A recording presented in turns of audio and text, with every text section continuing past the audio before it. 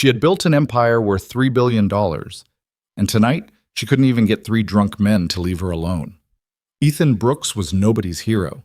He was a 32-year-old single father who ironed his own shirts and packed his daughter's lunch every morning before the sun came up. He had no reason to get involved. No reason at all. But when he saw the look in her eyes, not fear exactly, but something worse, the quiet, suffocating humiliation of a powerful woman who couldn't afford to make a scene, he was already moving. What happened next, neither of them planned, and neither of them would ever be the same. If this story already has your heart racing, you're exactly where you need to be. Subscribe to this channel right now and hit that notification bell so you never miss what comes next. Stories like this one, raw, real, and completely unexpected, drop here every week. And before we go any further, drop a comment and tell me, what city or country are you watching from? I want to see exactly how far this story travels. Now, let's go back to the beginning. The Callaway Grand wasn't the kind of place Ethan Brooks usually spent his Thursday evenings. It was the kind of hotel that had a name for everything. The Grand Terrace, the Chandelier Lounge, the Executive Networking Suite, as if calling a room something expensive made the people inside it more important. The ceilings were high. The bartenders wore vests, the glasses were crystal, not glass, and Ethan could tell the difference because he'd spent 20 minutes holding his sparkling water trying to figure out why it felt heavier than it should. He was there because his manager had told him to be there. Simple as that. These events are how careers happen, Brooks, Marcus had said, sliding the printed invitation across his desk like it was a favor instead of an order. You show up, you shake some hands, you don't spill anything on anyone important. That's the whole job. So Ethan had arranged for his neighbor, Mrs. Callahan, to watch his 7-year-old daughter Lily for the evening. He'd put on the only suit jacket he owned that still fit properly, the charcoal one with the slightly worn left elbow that he kept meaning to take to a tailor and never did. And he'd driven 40 minutes through evening traffic to stand in a room full of people who all seemed to know each other. He did not know anyone. He was fine with that. Ethan was the kind of man who could be alone in a crowd without it bothering him much. He'd gotten used to a certain kind of quiet over the past 3 years, ever since his ex-wife had handed him full custody of Lily and driven away in a car packed with everything she'd decided mattered more. The quiet wasn't comfortable exactly. It was just familiar. He'd been watching the room for about 45 minutes, nursing his second sparkling water, when he noticed her. He hadn't known who she was at first. That was the honest truth, and it mattered later when people tried to assign motives to everything he did. He hadn't recognized Victoria Sterling from the magazine covers, or the Forbes profile, or the TED Talk someone had sent him once, with a note that said, "This woman is terrifying in the best way possible." He'd just noticed a woman in a dark green dress standing near the far end of the bar, and he'd noticed that the 3 men surrounding her had arranged themselves in a way that wasn't accidental. It was the spacing. He'd learned to read spacing during his 4 years working corporate security in his mid-20s, a chapter of his life he rarely talked about anymore. 2 of the men had positioned themselves just close enough to make leaving awkward. The third was doing most of the talking, leaning in at an angle that was just slightly too familiar, and the woman was holding her champagne glass with both hands, which people only did when they needed something to do with their hands because everything else felt like a bad option. She wasn't panicking. Her face was composed in that very specific way that women sometimes got when they were managing a situation instead of escaping it, measuring exits, calculating cost, deciding whether making a scene was worth it. Ethan set down his sparkling water. He told himself later that he hadn't thought it through. That was probably accurate. He just walked across the room with the kind of easy, unhurried confidence that he'd learned from watching people who actually had it. And he came up alongside her from the left, not from behind, because coming up behind someone in that situation would have startled her. And he said, "Hey, sorry I'm late," in a tone that was warm and completely certain, the tone of a man greeting someone he absolutely knew. She turned to look at him. He held eye contact and gave the smallest possible shake of his head. "Play along." Something moved through her expression. Surprise, then calculation, then a decision made in less than 2 seconds. "Don't worry about it," she said. Her voice was steady. "I was starting to think you'd gotten lost." "Parking," Ethan said, turning to the three men with an apologetic smile that didn't reach his eyes. "You know how it is. Gentlemen, she give you any trouble while I was gone?" The question was pleasant. It was also a reframe that put all three of them in a position they hadn't expected, and the tallest one, the one who'd been doing the talking, took a moment to recalibrate. "We were just having a conversation," he said. "Sure," Ethan said, like that was the most natural thing in the world. "Well, I appreciate you keeping her company. We've got some people to catch up with." He looked at her. "Ready?" "Absolutely," she said. She took his arm with the practiced ease of someone who had played scenes in public her entire adult life, and they walked away from the three men together, and neither of them looked back, because looking back was always the mistake. They made it to the other side of the room before she exhaled. It wasn't a dramatic exhale. It was small and controlled, the kind of breath you let out when you've been holding it for longer than you realized, and you're still not sure the situation is fully over. Ethan felt it more than heard it. "You can let go," he said quietly. "We're clear." She released his arm, then she turned to look at him, really look at him, and there was an expression on her face that he couldn't entirely read, like someone doing a rapid reassessment of everything they'd assumed in the last 3 minutes. "Victoria Sterling," she said, not quite introducing herself, more like stating a fact to see what he did with it. "Ethan Brooks," he said. Same energy. A brief pause. "You don't know who I am," she said. It wasn't a question. "I didn't," he admitted. "Does that bother you?" She considered this.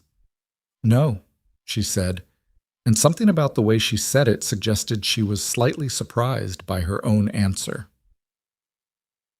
They ended up on the hotel's exterior terrace. It was October, cold enough to keep most people inside, but Victoria had moved toward the glass doors with the quiet urgency of someone who needed air, and Ethan had followed without being asked because it seemed like the right thing to do, and because he still wasn't entirely sure she was all right. She was gripping the terrace railing with both hands and staring out at the city lights below, and she didn't look like someone who needed to be asked if she was okay. She looked like someone who would say she was fine even if she was falling apart, and say it well enough that most people would believe her. Ethan stood a few feet away and said nothing. After a while, she said, "You can go back inside. You did your good deed." "I know," he said. Neither of them moved. "I had it handled," she said. "I know that too." She glanced sideways at him. "Then why did you step in?" He thought about it honestly, because he wasn't the kind of man who gave easy answers to real questions. "Because having it handled and being comfortable aren't the same thing," he said. "And you didn't look comfortable." She was quiet for a moment. "No," she said finally. "I wasn't." Below them, the city moved the way cities do at night, indifferent and constant, full of noise that somehow added up to a kind of silence when you were high enough above it. "The men inside," Ethan said. "Anyone you need to report?" "No." Her answer came quickly. Then, "They're associates of a client. Making a scene would have complicated things." She paused. "More complicated than they already are." The last sentence came out with a weight that felt unintentional, like something she'd said before she could edit it. Ethan didn't press. He just waited. "I'm going to lose a deal," she said. Her voice was still even, but there was something underneath it that she wasn't quite managing to keep down. "A $2.4 billion contract that I have been building toward for 18 months. My legal team called me 40 minutes ago with the news, which is why I was standing at that bar holding a glass of champagne I didn't want, trying to decide whether to stay long enough to appear unaffected or leave, and let people wonder." Ethan absorbed this. "How many people does the contract affect?" he asked. She looked at him. Surprised, he thought, that that was the first question. "Thousands," she said. "Directly. The manufacturing expansion alone would have supported 1,100 jobs in the southern region. Contractors, suppliers. Cascade that out and you're looking at 4,000 or 5,000 livelihoods." She said it the way people said things that they'd been carrying for hours, facts that had been pressing against the inside of their chest looking for somewhere to go. "I'm sorry," Ethan said. And he meant it plainly, without any decoration. Victoria turned back to the railing. Her jaw was tight. "I don't need sympathy," she said. I need a solution I haven't thought of yet and about 12 hours that don't exist. You probably won't find it up here, Ethan said. Probably not. She was quiet for a moment. But I didn't want to be in there. He nodded. He understood that completely. There were rooms you had to leave, not because of anything specific, but because the weight in them was pressing on you from all directions, and you needed a wall at your back and open air in front of you just to breathe right. There's a diner on 5th, he said, the one near the parking garage on Alderman. Open all night, decent coffee, bad lighting in the best possible way. No one in there is going to recognize you or want anything from you. She looked at him like she was trying to determine what angle he was working. I'm driving anyway, he said. If you want to ride. No obligation. A long pause, the kind that could have gone either way. Why? She said. Because you had a bad night, he said, and you don't seem like someone who lets herself have those very often, and sometimes it helps to be somewhere that isn't anywhere in particular. She ordered black coffee and eggs she didn't finish. He ordered the same and ate most of his because he'd been surviving on whatever was fastest for weeks, and the eggs were real and warm, and that was enough. The diner was exactly what he'd described: tired fluorescent light, cracked vinyl booths, a cook who worked with the focused silence of someone who'd been doing the same thing for 30 years and found peace in it. 2 other tables occupied. Nobody looked at them. Victoria kept her coat on for the first 20 minutes. It was a small thing, but Ethan noticed it, the way she was still armored, still keeping the outer layer in place even though there was no audience left to perform for. Then she wrapped both hands around her coffee mug, and something in her posture shifted. Not much, just enough. The client found a competing bid, she said, not because he'd asked, but because the story was still in her and needed somewhere to go. Same scope, lower cost, overseas manufacturing. They'll cut corners on materials. They'll understaff the quality control. I can see exactly how it falls apart 2 years from now, and the people who made that decision won't be around to see it. But right now it looks like savings on paper, So, Ethan said. So, 18 months of work and every assurance I gave to every person whose job was tied to that expansion. She stopped, set down her mug, pressed her fingers flat against the table like she was making sure the surface was still there. It's a bad day, she said, with the controlled understatement of someone refusing to let the real size of it out. Ethan looked at her. It's a pretty bad day, he agreed. Something shifted at the corner of her mouth. Not quite a smile. Close enough. What do you do? She asked. At Sterling. She said the name of her own company the way people did when they were accessing a database. Shorthand, not personal. Supply chain coordination, he said. Mid-level.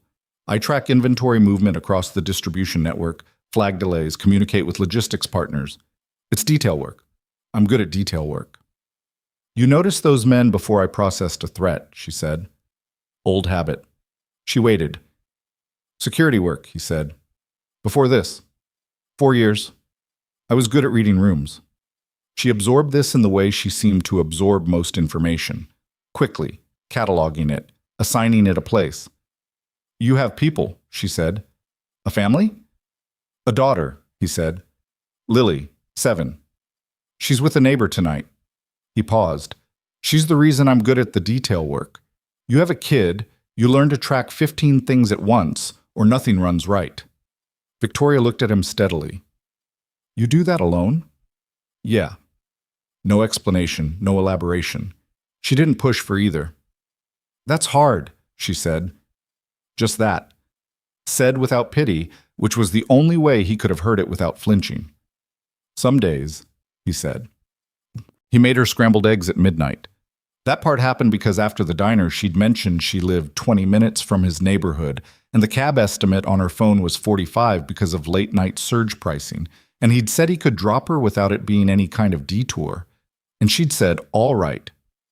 Except when they got to her building, a clean-lined residential tower with a doorman who nodded at her like she was a person and not an event, she'd paused with her hand on the door and said, I haven't actually eaten anything real today.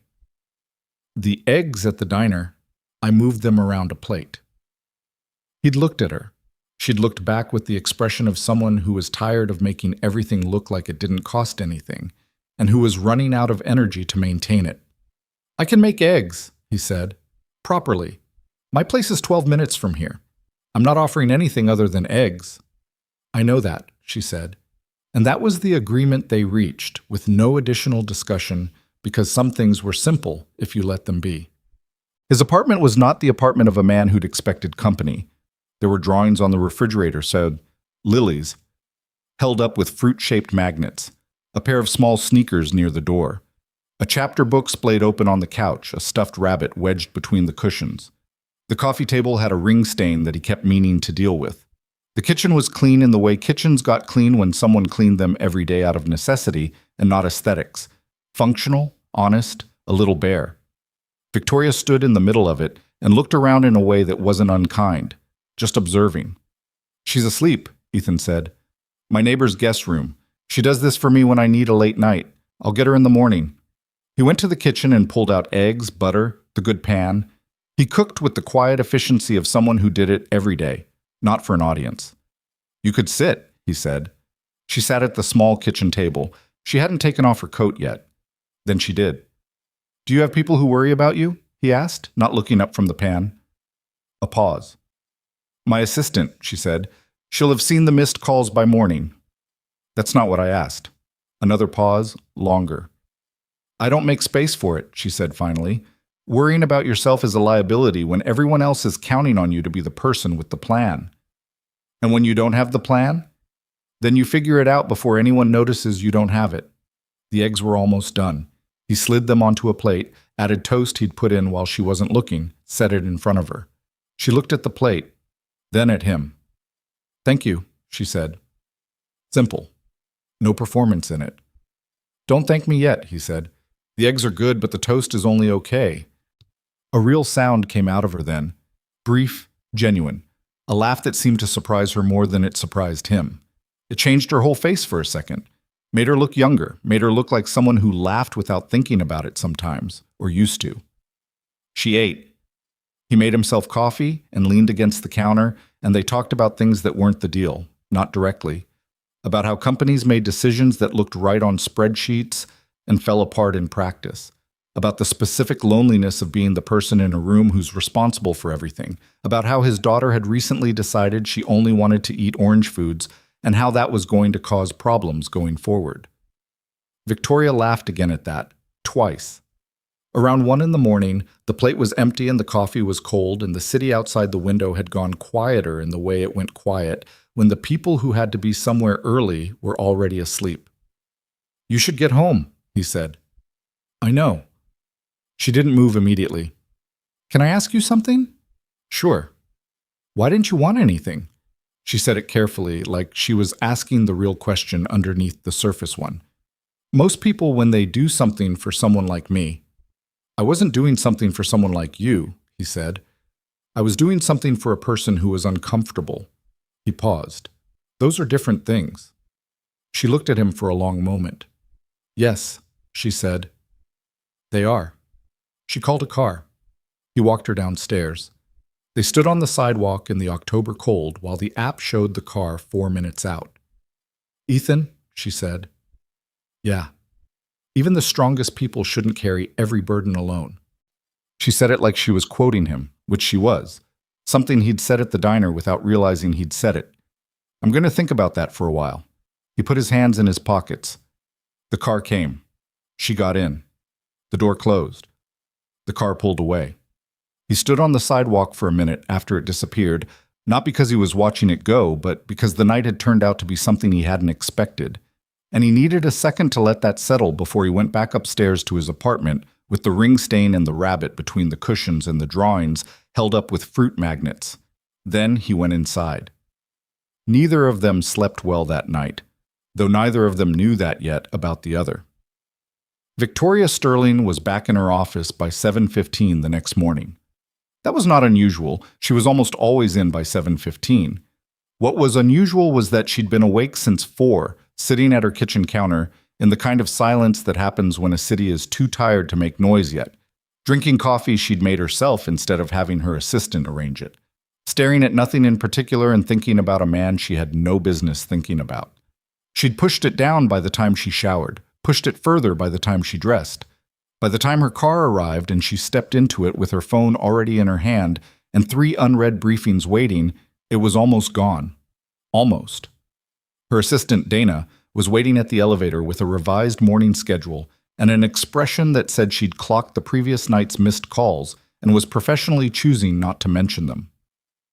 "Board wants a call at 9 about the Harmon contract," Dana said, falling into step beside her. "Legal sent over an amended clause summary. Your 8 o'clock pushed to 8:30, and you have—" "The Harmon contract is dead," Victoria said. "Tell the board I'll have a written summary of next steps by end of day. Cancel the 9 o'clock call. I need the time to think." "Understood." Dana made the note without flinching.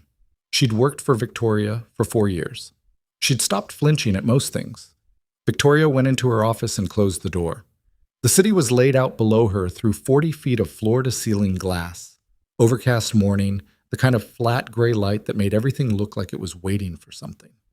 She stood at the window for a moment, which she didn't usually do, and then she sat down at her desk and opened the Harmon file, and she made herself stay inside the problem where the problem was manageable, instead of drifting back to a kitchen table, a plain white plate, and a laugh that had come out of her before she'd decided to let it.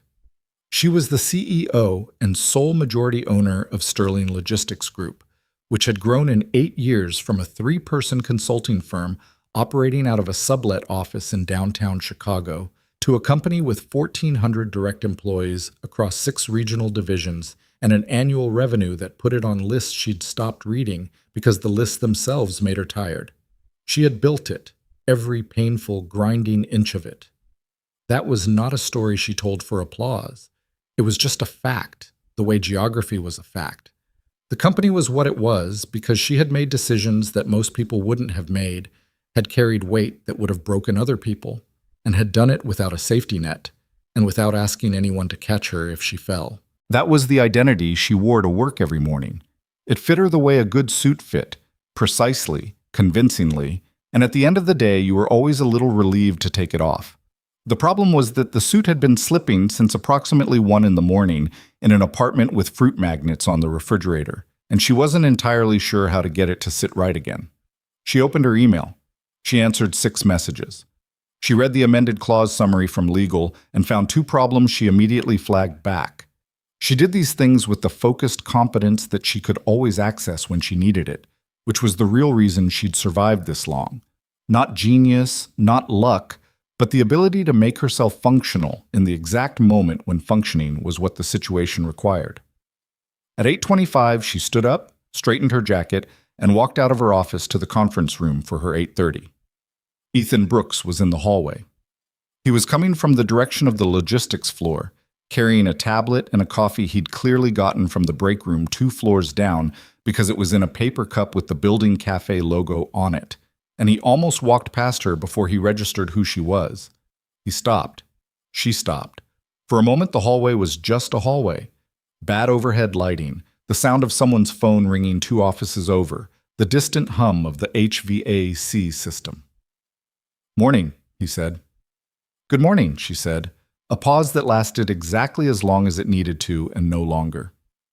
"Everything all right?" he asked. The question was quiet, practical, not loaded with anything. "Fine," she said. Then, because last night had happened and pretending it hadn't felt dishonest in a way that bothered her, "Better." He nodded. "Good." He stepped to the side to let her pass. She walked to her conference room. Neither of them looked back, which was correct, but Victoria was aware of the exact moment his footsteps turned down the opposite corridor and faded, and she was aware of that awareness in a way that annoyed her considerably. She sat down in the conference room, opened her notes, and when her 8:30 arrived, she was every inch the woman they expected her to be. She was very, very good at that. The rumor started on a Tuesday, not with anything dramatic. Rumors inside companies never did. It started the way most of them started. Someone saw something small, told someone else, and that person added a detail that wasn't quite there and passed it along. What they saw, specifically, was Victoria Sterling pausing in the hallway near the elevators on Monday morning to exchange 14 words with a supply chain coordinator named Ethan Brooks, and the pause lasting approximately 2 seconds longer than a CEO's pause typically lasted when acknowledging a mid-level employee. 2 seconds. That was the raw material. By Tuesday afternoon, at least 4 conversations had happened in 3 separate break rooms across 2 floors that used the phrase, "Did you notice?" or some version of it. By Wednesday, someone in HR had heard something. By Thursday, it had reached Derek Cho, who was Sterling Logistics Group's chief legal officer, and a man whose entire professional identity was built around identifying things that could go wrong before they went wrong. Derek was good at his job. That was the problem. He appeared in Victoria's doorway on Thursday at 4:30, which was deliberate. 4:30 was late enough in the day that her assistant would be winding down and early enough that Victoria couldn't use end of day as a reason to cut the conversation short. "You have a minute?" he said. She looked up from her screen. She could read Derek the same way she could read most people who worked for her. The positioning, the careful neutral expression, the fact that he'd come himself instead of sending a calendar invite. "Close the door," she said. He sat down across from her desk, crossed one leg over the other, and put his hands on his knee with the particular stillness of a man choosing his words. "There's some chatter," he said. "On the floors." "About what?" "You. And Ethan Brooks in supply chain." She kept her expression even. "What kind of chatter?" "The speculative kind. Nothing concrete. But you know how these things move." He paused. "I want to get ahead of it before it becomes something I have to respond to." "There's nothing to get ahead of," she said. "He assisted me at the Callaway event last Thursday. I was dealing with a difficult situation, and he helped. I thanked him." "Okay." Derek's tone didn't change. "Was there any contact outside of that?" She looked at him steadily. Derek Cho had a law degree from Penn and 15 years of corporate experience, and she trusted him on legal matters. But this was a different kind of question, and they both knew it. "That's a significant question to ask," she said. "I know," he said, "which is why I'm asking it directly instead of through the process that would require me to ask it." He leaned forward slightly.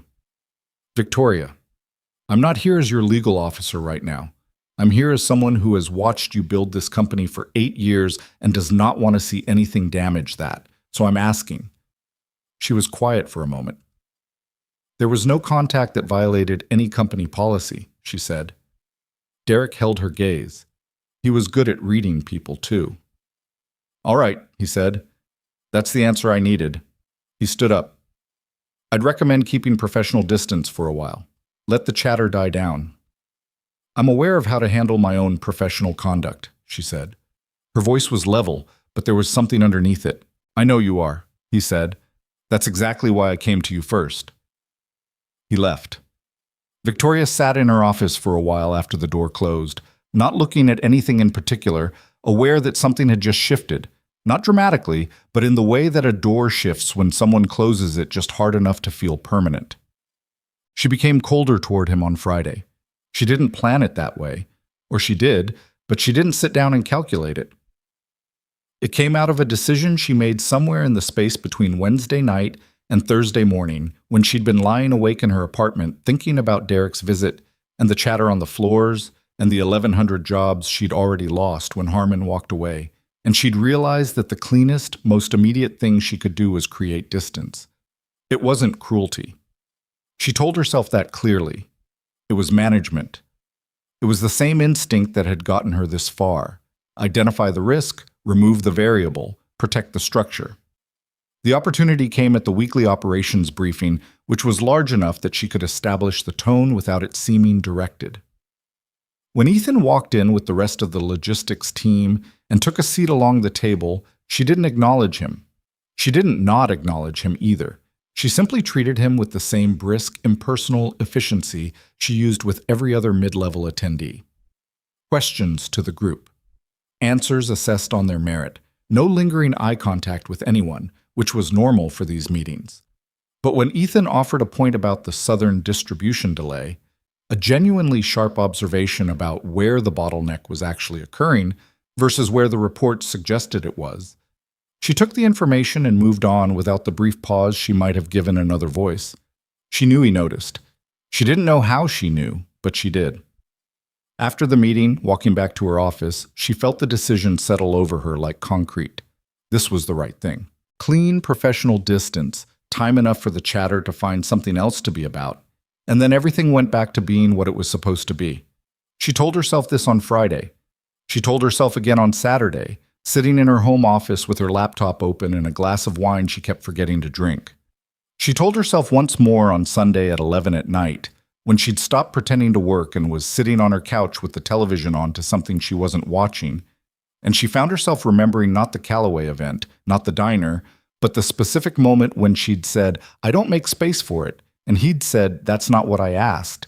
And the way the truth had come out anyway, because he hadn't pushed it, he'd just left space for it, and she wasn't used to that. She wasn't used to that at all. On Ethan's end, the week moved the way weeks moved when you had a 7-year-old who needed to be fed and driven and listened to and helped with homework about fractions that neither of them fully understood yet, and a job that required consistent attention and an internal landscape that you were actively attempting to treat as irrelevant. He'd driven home from the Callaway event's aftermath, knowing that the night had been unusual. He wasn't the kind of man who dramatized things. He'd had enough real drama in his life to understand the difference between something that felt significant and something that actually was. The divorce, the custody arrangements, the first year of being a single parent when Lily was 4 and didn't understand why things had changed and couldn't be given a real answer. That had been significant. The quiet erosion of a marriage that had been wrong for a long time before it officially ended. That had been significant. One night with a billionaire in a diner eating eggs she didn't finish was not, by objective measure, in the same category. He knew that. The problem was that the rational framework he was applying to it kept developing small cracks. Monday morning in the hallway. The look on her face that lasted less than a second and was gone so fast he might have imagined it, except he didn't think he had. Tuesday, when he'd passed her assistant's desk, and Dana had looked at him with an expression that was perfectly professional and gave nothing away, which was itself a kind of information. The operations briefing on Friday, where he'd made a point he was reasonably confident was a good one, and she'd registered it and moved on with an efficiency that was slightly too clean, like someone performing the absence of a reaction. He was good at reading rooms. He'd said that to her. It was true, and it was occasionally inconvenient. He didn't tell anyone about Thursday night. There was no one to tell, not really. The people he would have told, in a different version of his life, were people who didn't exist in this one. He'd let that social architecture collapse during the marriage and afterward and hadn't rebuilt it, partly from not having the time and partly from not being entirely sure which parts were worth keeping. He had Marcus, his manager, who was decent and occasionally perceptive, and who would have responded to any information about Thursday night by going very still and then saying something carefully unhelpful. He had Mrs. Callahan next door, who he trusted completely, and who would have told him to be careful and meant it kindly. He had Lily, who was 7, and who'd asked him on Saturday morning why he seemed like he was thinking about something. "Just work stuff," he'd said. She'd looked at him with the particular skepticism of a child who had learned to read her parent accurately out of necessity. "What kind of work stuff?" she said. "Complicated kind." "Is it about money?" "No." "Is it about a person?" He'd looked at her. "You make a face," she said, without elaboration, and went back to her cereal. He was good at reading rooms. Apparently his daughter was good at reading him. He thought about the operations briefing on and off through the weekend. Not because he was wounded by it. He wasn't, or wasn't exactly. More because it confirmed something he'd already been thinking, which was that whatever had happened between a diner at midnight and a kitchen table at 1 in the morning existed entirely outside the world they both actually lived in, and the world they actually lived in had rules that weren't going to bend because of a plate of eggs and a genuine laugh, and a woman who'd said thank you, like she really meant it. The sensible thing, clearly, was to treat it as what it was. One Thursday evening, finished, packed away. He was working on that. The rumor reached him through a colleague named Pete, who worked in the analytics division and who had the specific characteristic of being completely incapable of not sharing information he thought was interesting. It was Wednesday of the following week. They were in the break room on the 3rd floor, the one with the window that overlooked the delivery bay, which was the least desirable view in the building and therefore the most reliably empty break room, which was why both of them used it. "Hey," Pete said, in the tone that preceded things Ethan didn't particularly want to hear. "You worked the Callaway event last week, right?" "I was there," Ethan said. "I wouldn't say I worked it." "Was Sterling there?" "She's the CEO. She's everywhere." "Right, but—" Pete lowered his voice in the way people lowered their voices when they were about to say something they were already slightly aware they shouldn't. "People are saying she and some guy from our floor had some kind of interaction at the event, something outside the professional range." Ethan poured his coffee. "People say a lot of things." "You didn't see anything?" "I saw a networking event," he said. "Lots of handshakes. Open bar." He looked at Pete evenly. "Where'd you hear this?" "Third floor mostly. I don't know where it started." Pete shrugged. "Probably nothing, just interesting given the timing, right after the Harmon deal collapsed. People are stressed. They're looking for something else to talk about." Ethan nodded and took his coffee back to his desk and sat down and looked at his screen for about 30 seconds before it landed fully. The rumor was about him. He was the guy from the floor. He understood that immediately. With the same uncomplicated clarity he'd always been able to apply to situations involving other people and found considerably harder when they involved himself. He thought about Victoria in the operations briefing, the deliberate quality of the distance she'd created. He understood it differently now than he had on Friday. She'd known about the chatter or known it was coming, and she'd made a calculation and acted on it the way she acted on everything, quickly, cleanly, before the situation had a chance to develop its own momentum.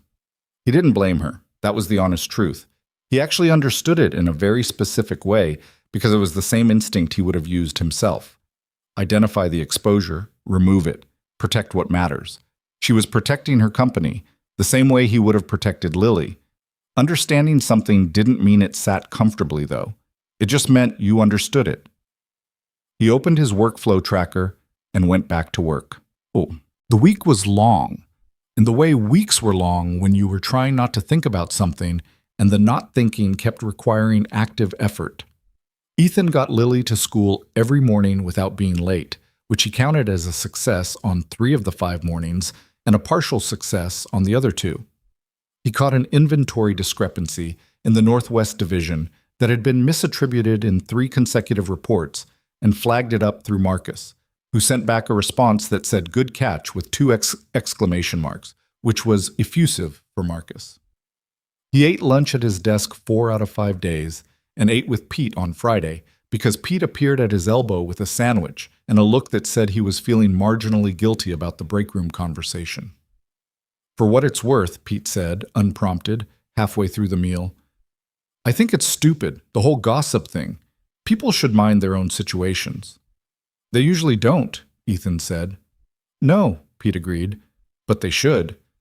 It was the most useful thing Pete had said all week, which wasn't saying much, but Ethan appreciated it anyway. What he couldn't make stop was the memory of her at the kitchen table. Not the dramatic version, not the event or the diner or any of the moments that could be described and would sound like a story.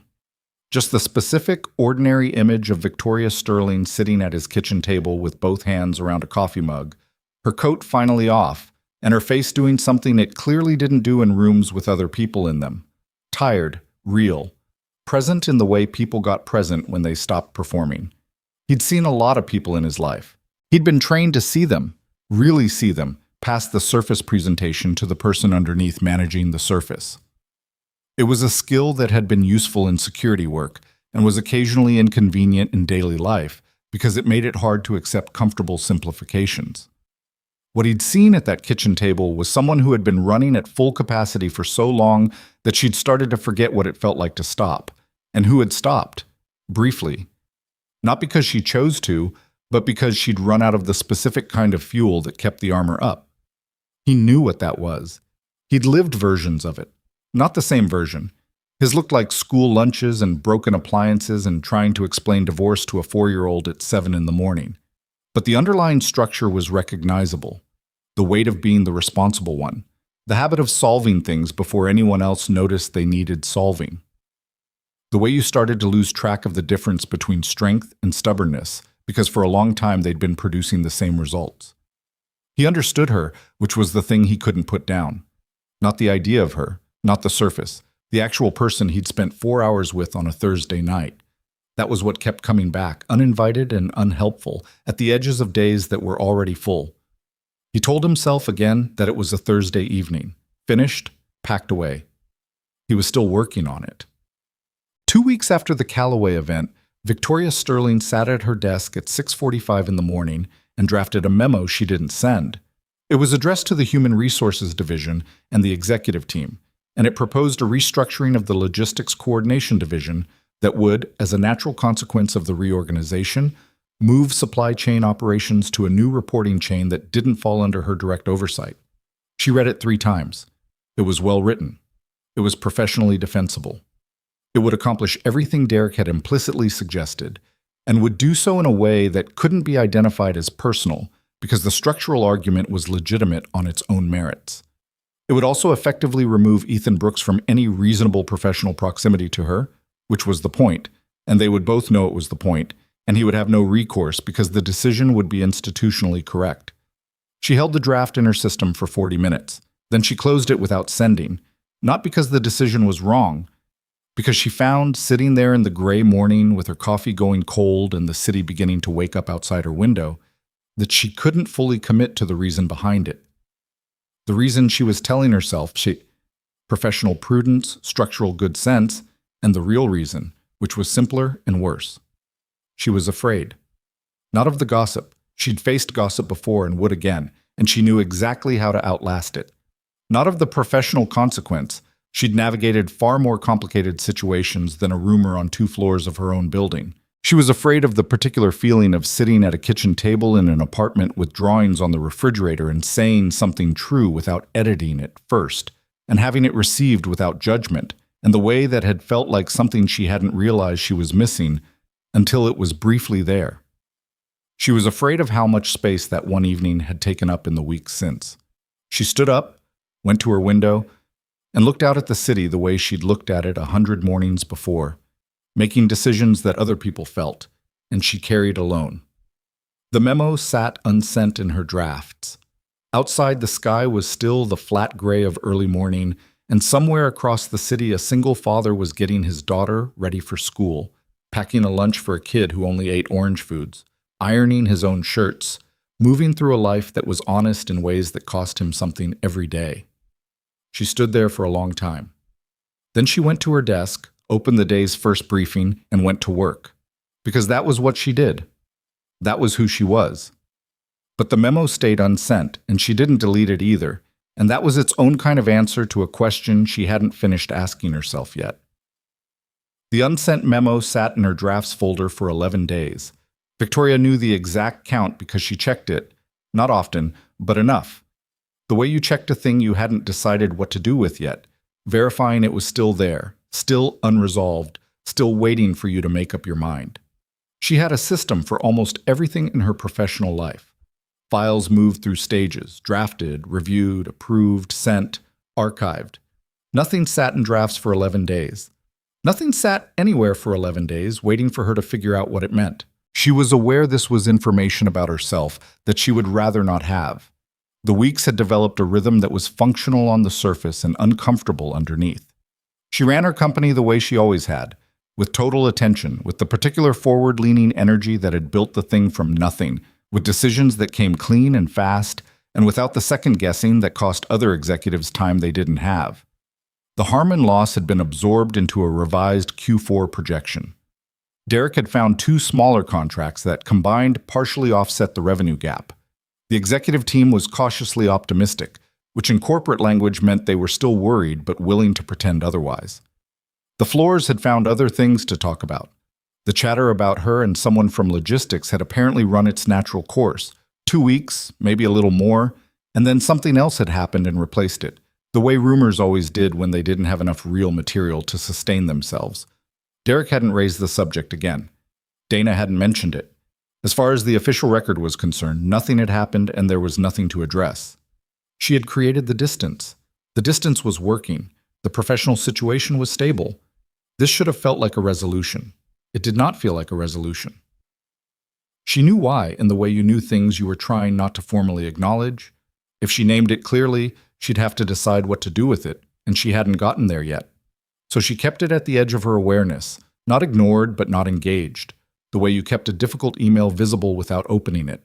On the 11th day, a Thursday, she had back-to-back meetings from 8 until 2, a call with the Singapore distribution partner that ran long because of a translation complication, and a 4 o'clock with a manufacturer whose proposal she'd already decided to decline, but who deserved a real conversation rather than a form letter. By 5:30, she was the last person on her floor. Dana had gone at 5 with a reminder about tomorrow's 7:30 and a look that said, "Get some rest," which Victoria accepted and ignored in equal measure. She sat at her desk in the quiet that settled over office buildings after hours. A different kind of quiet than outside, more specific, with the particular texture of empty chairs and dark monitors and the sense of a day's worth of effort that had nowhere left to go. She opened her drafts. She read the memo again. Then she closed her laptop, picked up her phone, and opened her contacts and found the number she'd entered 3 weeks ago and never used. She looked at it for a while. Then she put her phone face down on her desk, got up, got her coat, and left the building. The thing about Ethan was that he didn't make it easy to stop thinking about him by doing anything dramatic. He didn't pursue, didn't push, didn't send messages that could be screenshot and displayed as evidence of inappropriate conduct. He went to work. He did his job well.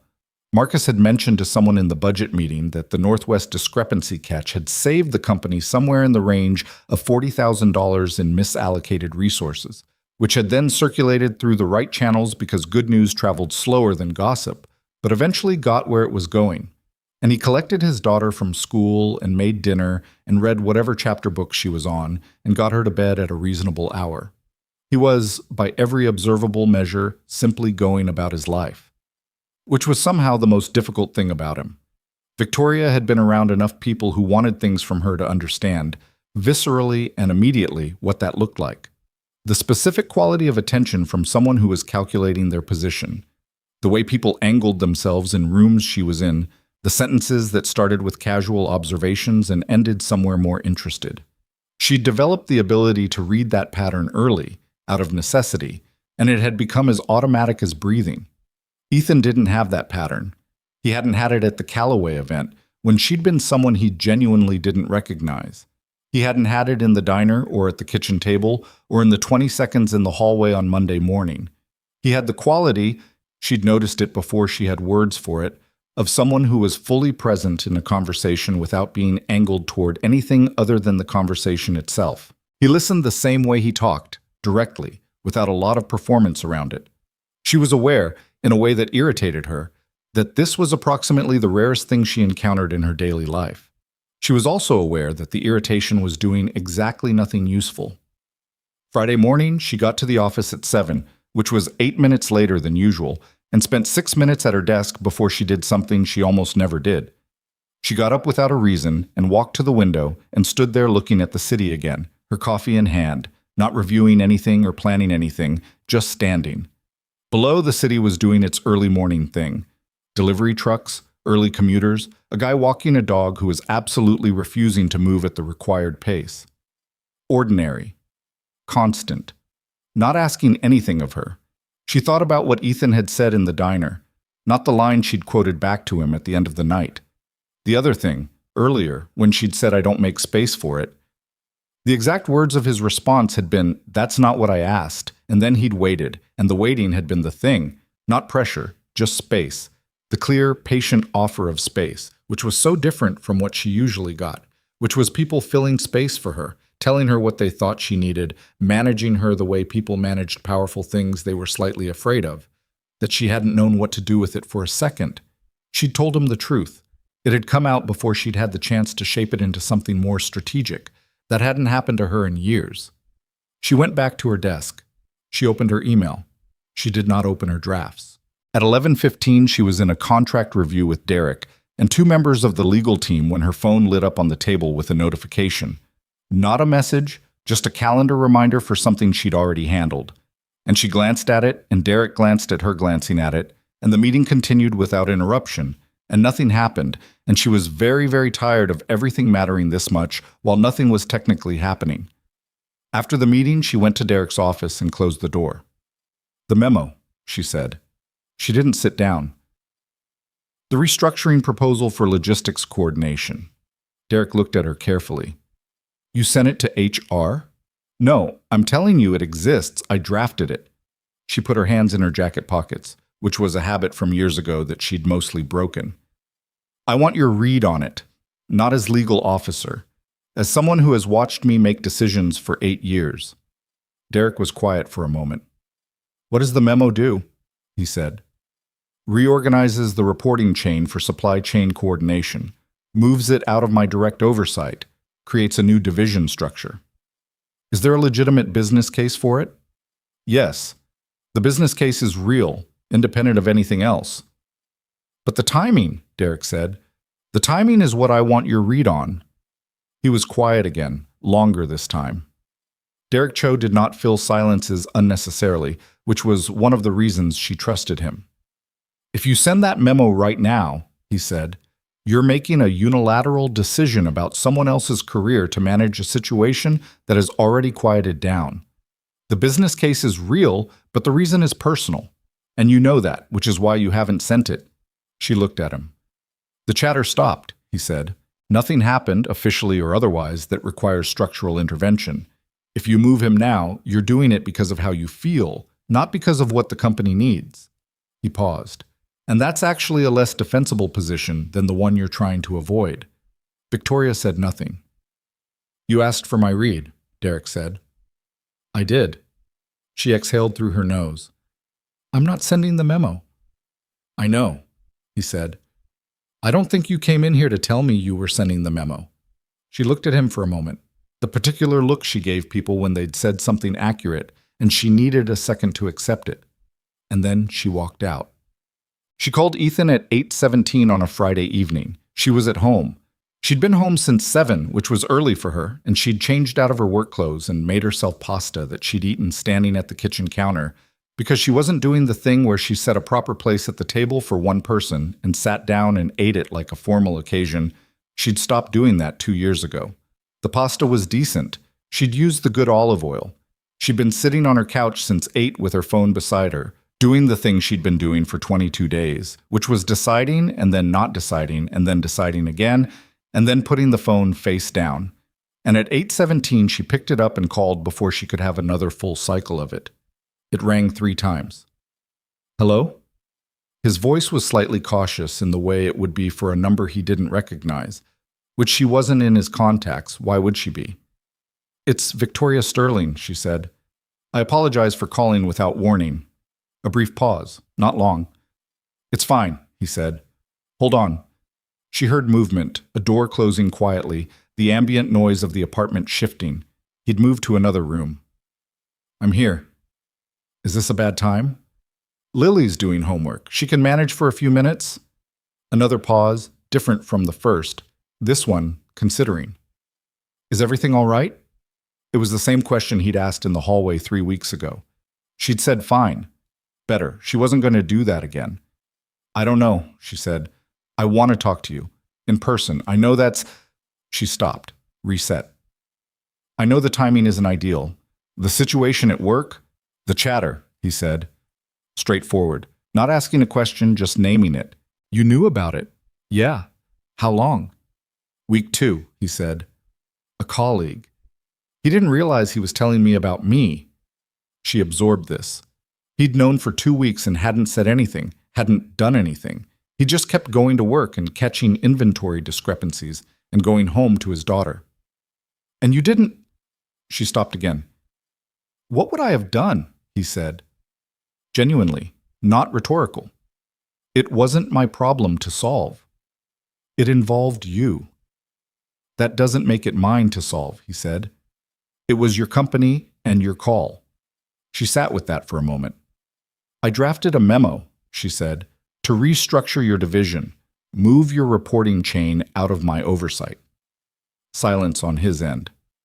"I didn't send it," she said. More silence. "Why are you telling me this?" he said finally. Not angry, not hurt. Just honest, wanting to understand the actual situation rather than the version she was presenting. Because I think you deserve to know what I almost did, she said, and why I didn't. All right. Careful, patient. Why didn't you? She looked at her ceiling. She'd had this apartment for 4 years. She'd repainted it once, a slightly warmer white than the original color, and she still thought about whether she'd gotten the right shade. Because it was a personal decision, I was dressing up as a professional one, she said. And because sending it would have been the same thing I always do, which is move the problem instead of dealing with it. Ethan said nothing for a moment. What's the problem? He said. She could hear it in his voice, the same quality he'd had in the diner, in her kitchen, the absence of angle, the direct, honest patience of someone actually asking. I think you know what the problem is, she said. I think I do, he said. I'd rather you say it. She closed her eyes briefly. I have been thinking about that Thursday evening every day for 3 weeks, she said.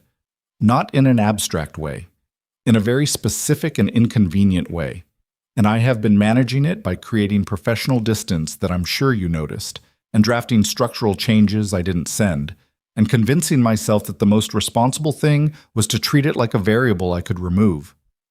She opened her eyes. I'm not afraid of gossip. I've dealt with worse.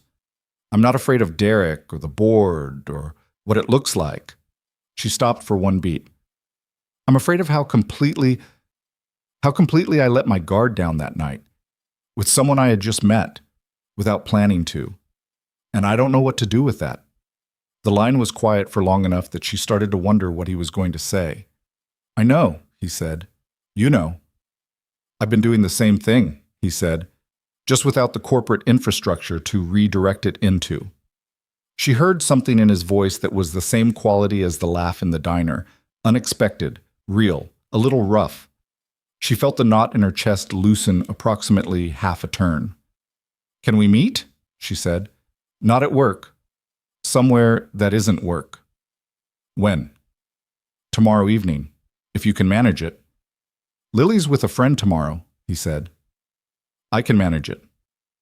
I'll send the address. All right. A pause.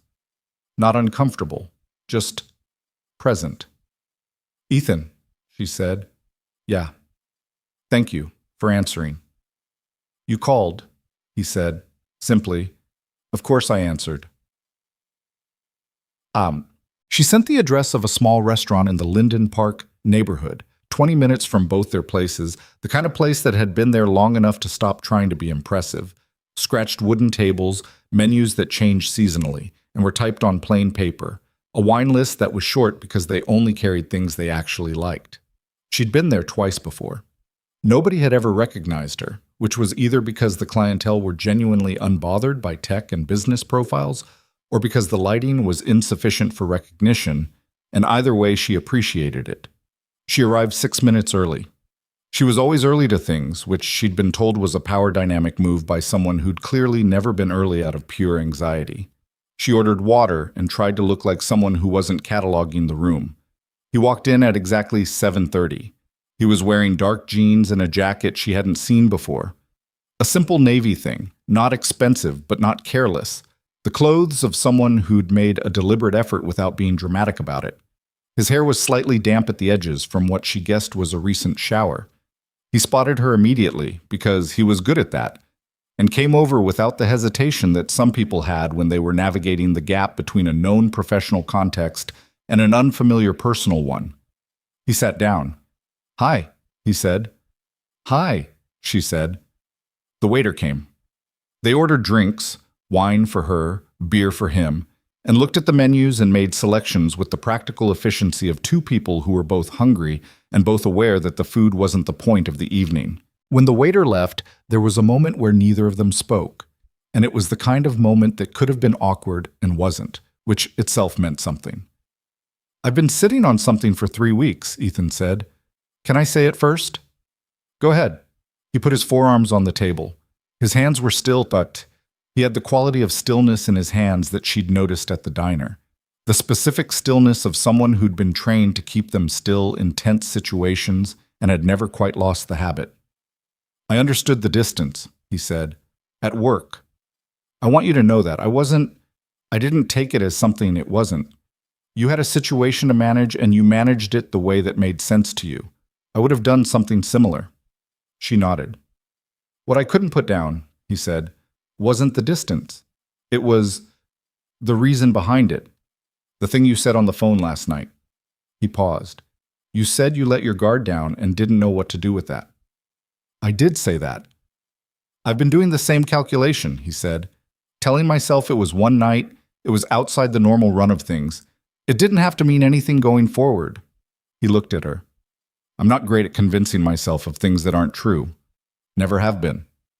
She held his gaze. "Neither am I," she said. The drinks arrived. They both took a moment, which was either composing themselves or just drinking, possibly both. "So," she said, setting her glass down, "what do we do with it?" "I don't know," he said. "Honestly, I don't think there's an easy path from where we both actually are." He said it without dramatizing it, straight, like describing a weather system. "You're my company's CEO. I work in your building. The structural complications are real, and I'm not going to tell you they're not." "I know they're real," she said. "I've been living inside the complications for 3 weeks." "So what do you actually want?" he said. The question landed the way real questions did, without decoration, asking for the actual answer. She thought about the memo in her drafts. She thought about Derek's office and the thing he'd said that she hadn't wanted to hear and had needed to hear. She thought about 11 days of sitting on something unresolved because resolution required honesty, and honesty required a kind of courage that she applied to every other area of her life without difficulty and couldn't seem to locate when it came to this. "I want to stop managing it," she said. "I want to stop finding structural solutions to what is not a structural problem." She looked at him directly. "I think the hardest path and the most honest path are the same one, and I think we should take it." Ethan was quiet for a moment. "What does that look like?" he said. "It looks like transparency," she said, "with the company, with HR and the executive team. A proper disclosure, before anything is established, before there's anything to escalate. We acknowledge the situation, we allow the company to review reporting structures formally, and we proceed, if we proceed, with everything visible." She watched him absorb this. He wasn't surprised. She could tell he'd been thinking along the same lines, or something close to them. But hearing it stated directly was different from thinking it, and she could see him locating himself in relation to it. "That's not a small thing," he said. "No. For either of us. No." "You could step back from this right now," he said. "Decide the risk isn't worth it. The memo is still in your drafts. You could send it, and it would be clean." His voice was level. "I'm not going to think less of you for making the rational call." She looked at him. "I know that," she said. "That's not what I'm deciding." "Then what are you deciding?" She picked up her wine glass, then put it back down. 3 weeks ago, I sat in your kitchen at 1 a.m. and told you something true without planning to," she said. "And the thing I keep coming back to isn't what I said. It's that I wanted to. I actually wanted to tell someone the truth about what that day had been, and not perform the version where I was handling it, and I haven't wanted that in—" She stopped. Let the sentence finish itself in the quiet. "In a long time." Ethan said nothing for a moment. He was looking at her with the same expression she'd first identified in the hallway at the hotel. Not calculating, not performing, just actually seeing her, which was a small thing and an enormous thing simultaneously. "Okay," he said. "Okay." "Then we're honest," he said, "about where we are and where this might go, with the company, with the process." A pause. "With each other?" "Yes." He reached across the table and picked up his beer and held it out toward her glass in the straightforward way of someone making a compact, not a gesture. She picked up her wine. They touched the glasses together without saying anything, because some things didn't need words wrapped around them to be real, and both of them were practical enough to know that. They ate. They talked. About the company in the abstract, about how the disclosure would need to be structured, about timing, about Lily, who had graduated from exclusively orange foods to occasionally yellow foods, which Ethan reported as a genuine developmental victory. About a book she'd been attempting to read for 6 months and kept putting down. About the specific exhaustion of being the person who was always supposed to have the next step planned. Around 9:30, the restaurant had quieted considerably, and the waiter had stopped coming by with the frequency that meant they needed to order more or free the table. "I should get back," Ethan said. "She's at a friend's, but I told the parents I'd pick her up by 10. "Of course," Victoria said. They settled the bill with the brief negotiation of two people who both instinctively reached for it and then worked it out practically, Ethan covering the first amount, Victoria adjusting for the difference. Outside the restaurant, the night was colder than forecast, and the street was mostly quiet. They stood on the sidewalk in the way they'd stood outside her building 3 weeks ago. Not stalling, just finding the end of the evening in real time. "This is going to be complicated," he said. "Yes," she said. "I'm not sorry we're doing it." She looked at him. "Neither am I." He put his hands in his jacket pockets. She pulled her coat tighter. The ordinary motions of two people standing in the cold, nothing cinematic about it. "I'll reach out to Derek on Monday," she said. "I want the process started before anything else changes." He nodded. "Ethan," she said. He looked at her. "I want you to know something. What you said that night, that even the strongest people shouldn't carry every burden alone." She said it without quoting it, said it the way she'd been thinking about it, which was differently than it had sounded the first time. "I've been telling myself for years that needing people is a liability, that it creates exposure, that I built this whole thing alone and keeping it alone was how I kept it safe." She paused. "I think I've been wrong about that for a while. I just didn't have a reason to sit with it long enough to see it clearly." Ethan looked at her for a long moment. "You're not wrong that it creates exposure," he said. "It does. That's real." He said it honestly, not as comfort, but as fact. "I think the question is whether the thing you're exposing yourself to is worth the risk." She considered this. "I think that's what I'm trying to find out," she said. He nodded once, a small, clear acknowledgement of everything both of them had said and meant, and everything that was still uncertain, and the decision to move forward anyway. "Monday," he said. "Monday," she agreed.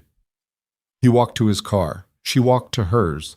The street settled back into its own Friday night quiet, unhurried and indifferent, the way cities always were. She sat in her car for a moment before starting it, not stalling, just letting the evening settle into something she could carry forward. The conversation was real. The decision was real. Everything that came next would require all of her. Her patience, her discipline, the same courage she'd deployed 100 times in boardrooms and legal meetings and hard calls made alone at 6 in the morning. She'd done harder things. She started the car and drove home, and for the first time in 3 weeks, she didn't feel like she was managing something she couldn't name. She felt, instead, like someone who had finally looked at the actual situation clearly, complications and all, and decided to walk toward it rather than away. The memo was still in her drafts. On Monday, she would delete it for good. She deleted the memo at 6:53 on Monday morning, no ceremony to it. She opened her drafts, pulled up the file, and hit delete, and then emptied the folder so it was gone completely and not sitting in a recovery location somewhere waiting to be reconsidered. The action took 11 seconds. It had taken 22 days to get there. She made her coffee and stood at her kitchen window and looked at the city in the early light and felt, for the first time in weeks, like the ground under her was actually solid rather than an approximation of solid that she was maintaining through effort. The feeling lasted approximately 40 minutes, which was how long it took her to get to the office and sit down and fully reckon with what she'd committed to doing today. Then her stomach tightened and she had to make a second coffee. What she was about to do had no clean precedent in her professional history. She had disclosed difficult things before, earnings shortfalls, strategic mistakes. The time in year 3 when a supplier contract had collapsed and taken 18 months of supply chain work with it, and she'd sat in front of her board and walked through every decision that had led there without softening any of it. She was not someone who struggled to tell hard truths in professional settings. She'd built a reputation, in part, on exactly that. This was different. This was walking into a room and telling the people who worked for her and the board who ultimately governed the company she owned the majority of, that she had developed personal feelings for one of her employees, before anything had happened, before there was anything official to report. Disclosing the potential rather than the fact, which was the correct thing to do, and also the thing that left her most exposed, because there was no outcome yet to point to, no resolution to frame it around, just the raw statement, "This is where I am, and I am telling you before I have to." She'd talked it through with Ethan on Saturday, a brief call while Lily was at her friend's house, running through the logistics. He'd asked good questions. What was the formal process? Who needed to be in the room? What did disclosure actually require the company to do? He'd been practical about it in the way he was practical about everything, which she had come to recognize as not coldness, but a specific kind of respect. He treated the situation as something they could actually navigate rather than something that was happening to them. "Are you sure about the timing?" he'd asked. "You said before Monday." "The longer I wait, the worse the optics," she said. "If something develops and it comes out later that I knew and didn't disclose, I've handed them a narrative I can't control. And if you disclose and the board decides it's a problem, then we deal with that." She'd paused. "I'm not asking you to carry the professional risk. This is my decision and my process." "That's not how I'm looking at it," he said. "I know." She'd said it quietly. "But it's true anyway." He'd been quiet for a moment. "What do you need from me?" "Nothing today? If they come to HR and HR reaches out to you, answer honestly. That's all." "I can do that." She'd believed him completely, which was itself remarkable, because she didn't believe most people completely about most things. She called Derek at 7:45 before Dana arrived, before anyone else was on the floor. He picked up on the second ring. "Victoria, I need an hour with you this morning," she said. "Not a meeting, before the day starts." A pause. "What time?" 8:15, your office." "I'll be there." She got off the phone and sat with her hands flat on her desk, a habit she'd had since her 20s, a way of grounding herself when a decision had been made and the only thing left was execution. The desk was solid mahogany, expensive. She'd bought it when the company hit its first $100 million revenue year, which people might have thought was frivolous, and she'd always considered informational, a reminder, physical and daily, that the thing she was building was real. She'd made harder decisions than this one at this desk. She told herself that. She believed it, mostly. Derek was in his office when she arrived at 8:13, which she noticed was 2 minutes early, which meant he'd been there earlier than that, which meant he already knew something was coming. "Close the door," she said. He did. He sat down. He didn't say anything, which was his way of offering her the opening. "I'm going to disclose a potential conflict of interest to you, to HR, and to the relevant board members," she said. "I want you to understand the full situation before I do, so you can manage the legal aspects in real time. I'm not asking for your recommendation on whether to disclose. I've already made that decision." Derek nodded once. He was already in professional mode. She could see the slight shift in his posture, the way his attention sharpened and organized itself. "Ethan Brooks," she said. "Supply chain coordination, 3rd floor. You already know the name." "I do." "What exists between us is not an established relationship. There have been no violations of company policy, but there is a situation that is developing, and I am choosing to disclose it now, at the earliest possible stage, before it becomes something that requires mandatory reporting rather than voluntary." Derek looked at her steadily. She could see him processing, running it against policy, against precedent, against risk, in the quick, organized way of someone who'd been doing this for 15 years. "You're disclosing a potential relationship before the relationship exists," he said. "Yes. That's, He stopped. Reset. "That's actually the cleanest possible position, legally." "I know." "It puts the company in a position to act proactively rather than reactively." He paused. "It also requires you to be considerably more exposed than if you'd waited." I know that too." He looked at her for a long moment. There was something in his expression she didn't often see from Derek. Not admiration exactly, but something adjacent. Recognition.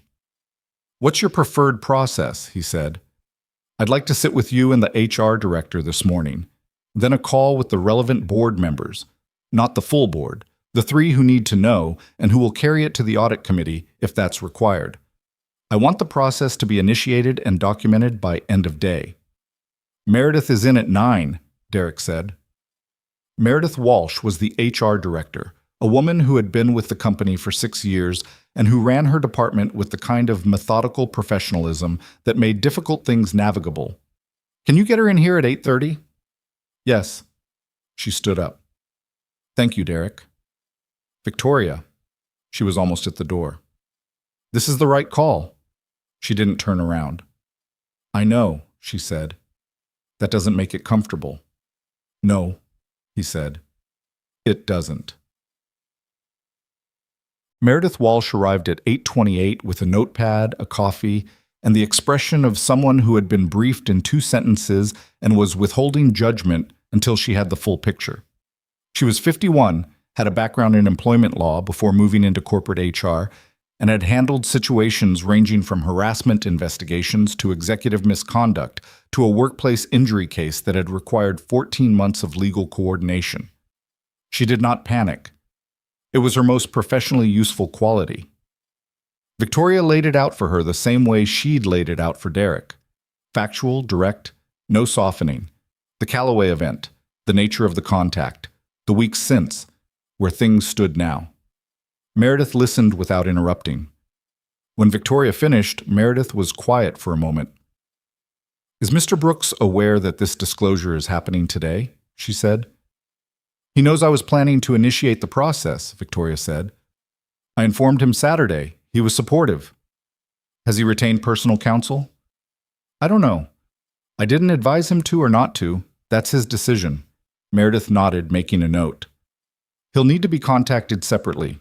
HR will need a statement from him. Voluntary, not investigative, just confirming his understanding of the situation and the disclosure. I understand. The reporting structure is the primary mechanical issue, Meredith said, clicking her pen against her notepad in a way that suggested she was already mapping the solution. If this develops further, he cannot remain in any reporting chain that falls under your oversight, direct or indirect. That's clean policy. I drafted a restructuring proposal for that purpose, Victoria said. Weeks ago, I held it because I didn't want to make a unilateral decision about his career without proper process. Meredith looked at her. That was correct, she said. We handle the restructuring through the formal review process. It goes through his direct supervisor, the division head, and up. It'll look like what it is, but a structural adjustment made to address a disclosed conflict, rather than a personal decision made by you. That's what I wanted. Good. Meredith closed her notepad and looked at Victoria with the frankness of someone who'd decided the situation warranted it. I want to say something that's slightly outside my formal role. Victoria waited. I've been in this industry a long time, Meredith said. I've seen the version of this story where people don't disclose, where they manage it privately and tell themselves it's under control, and 6 months later I'm sitting in an emergency meeting with legal and the board, and we're doing damage control. She paused. What you're doing this morning is unusual. I want you to understand that. Most people at your level, with everything you've built, they find a way to rationalize waiting. You didn't wait. Victoria looked at her. I understand the risk of waiting, she said. That's not why I'm telling you, Meredith said. I'm telling you because the people in that board call this afternoon are going to ask me privately what I think. And what I'm going to tell them is that this is someone whose judgment I trust based on this morning. Victoria held her gaze for a moment. Thank you, Meredith. Don't thank me yet, Meredith said, picking up her notepad. We still have a process to get through. Marcus called Ethan into his office at 2:15. Marcus Hale was Ethan's direct supervisor, a 47-year-old logistics manager who had been with Sterling for 9 years, and who communicated primarily through precise language and minimal expression, which some people read as coldness, and Ethan had always read as efficiency. Marcus didn't waste words. It was one of the things Ethan respected about him. Close the door, Marcus said. Ethan sat down. He'd been waiting for something since 11, not anxiously, just in the steady, calibrated way he waited for things he knew were coming. The morning had moved normally. He'd processed 3 pending reports, flagged a transit delay in the Eastern Division, eaten his lunch at his desk because he hadn't been hungry enough to bother with the break room. He checked his phone twice. Nothing from Victoria. He understood that nothing from Victoria meant the process was running. "I'm going to be straightforward with you," Marcus said. "I'd prefer that," Ethan said. "HR reached out to me this morning. They're initiating a formal review of the Supply Chain Coordination Division's reporting structure." Marcus looked at him with the direct, evaluating expression of someone delivering information and watching how it lands. "I've been told the review was triggered by a disclosed conflict of interest at the executive level. I'm not going to ask you to confirm details that aren't mine to ask for." "Okay," Ethan said. "What I need to tell you is that HR will be reaching out to you directly for a voluntary statement. They've emphasized the word voluntary, which means you have the right to decline or to have personal representation present. That's their language, not mine." "I understand." Marcus looked at him for a moment. "Brooks," he said, in a slightly different register. "Not supervisor to direct report, just man to man. Are you okay?" "Yeah," Ethan said. And then, because Marcus had asked plainly, "It's a complicated situation, but it's being handled the right way. I'm okay with how it's being handled." Marcus studied him. "The Northwest discrepancy catch," he said, which seemed like a subject change but wasn't. "That saved us $40,000 in misallocated budget. I want that on record. Whatever the review determines about reporting structures, that goes on your formal record before anything else moves." Ethan looked at him. "You didn't have to do that." "I know," Marcus said. He picked up his pen, which for Marcus indicated the conversation was moving toward conclusion. "HR will call you this afternoon. Answer honestly. Don't speculate." "Wasn't planning to." "I know that too." He clicked his pen. "That's all." The HR call came at 3:30, Meredith Walsh herself, which told Ethan something about how seriously the process was being managed. She was professional, methodical, and made it clear from the first two sentences that the call was voluntary and the company was not treating the situation as a conduct issue. "What we're doing today is creating a formal record of the disclosure," Meredith said. "Nothing you say is being used in an investigative process. The purpose is to ensure that both parties have been heard and that the company's documentation reflects the situation accurately." "Understood," Ethan said. "Can you confirm your awareness that a disclosure was being made today regarding a potential personal relationship between yourself and a senior executive?" "Yes." "Can you confirm that no conduct has occurred that violates company policy, to your knowledge?" "Yes." "And can you confirm that your participation in any resulting structural review is voluntary and that you have not been coerced or pressured in any direction by any party?" "Yes." He paused. "I want to add something, if that's appropriate." A brief silence. "Go ahead." "I want it on record that the disclosure was the other party's initiative," he said. "I was informed of the plan, I supported it, but I didn't ask for it, and I didn't pressure for it. It was her call." Another silence, slightly longer. "Noted," Meredith said. "That's actually helpful context. Thank you." After the call, he sat at his desk for a while, not looking at anything in particular. The office floor was doing its mid-afternoon thing around him. Keyboards, a phone ringing 2 desks over, someone laughing about something near the printer. Ordinary, unaware. He thought about Victoria sitting in that meeting this morning. He hadn't been there, couldn't know exactly how it went, but he knew her well enough. 3 weeks, 1 evening, 2 phone calls, 1 dinner, and an understanding that had somehow accumulated into something solid to have a sense of it. She would have been precise.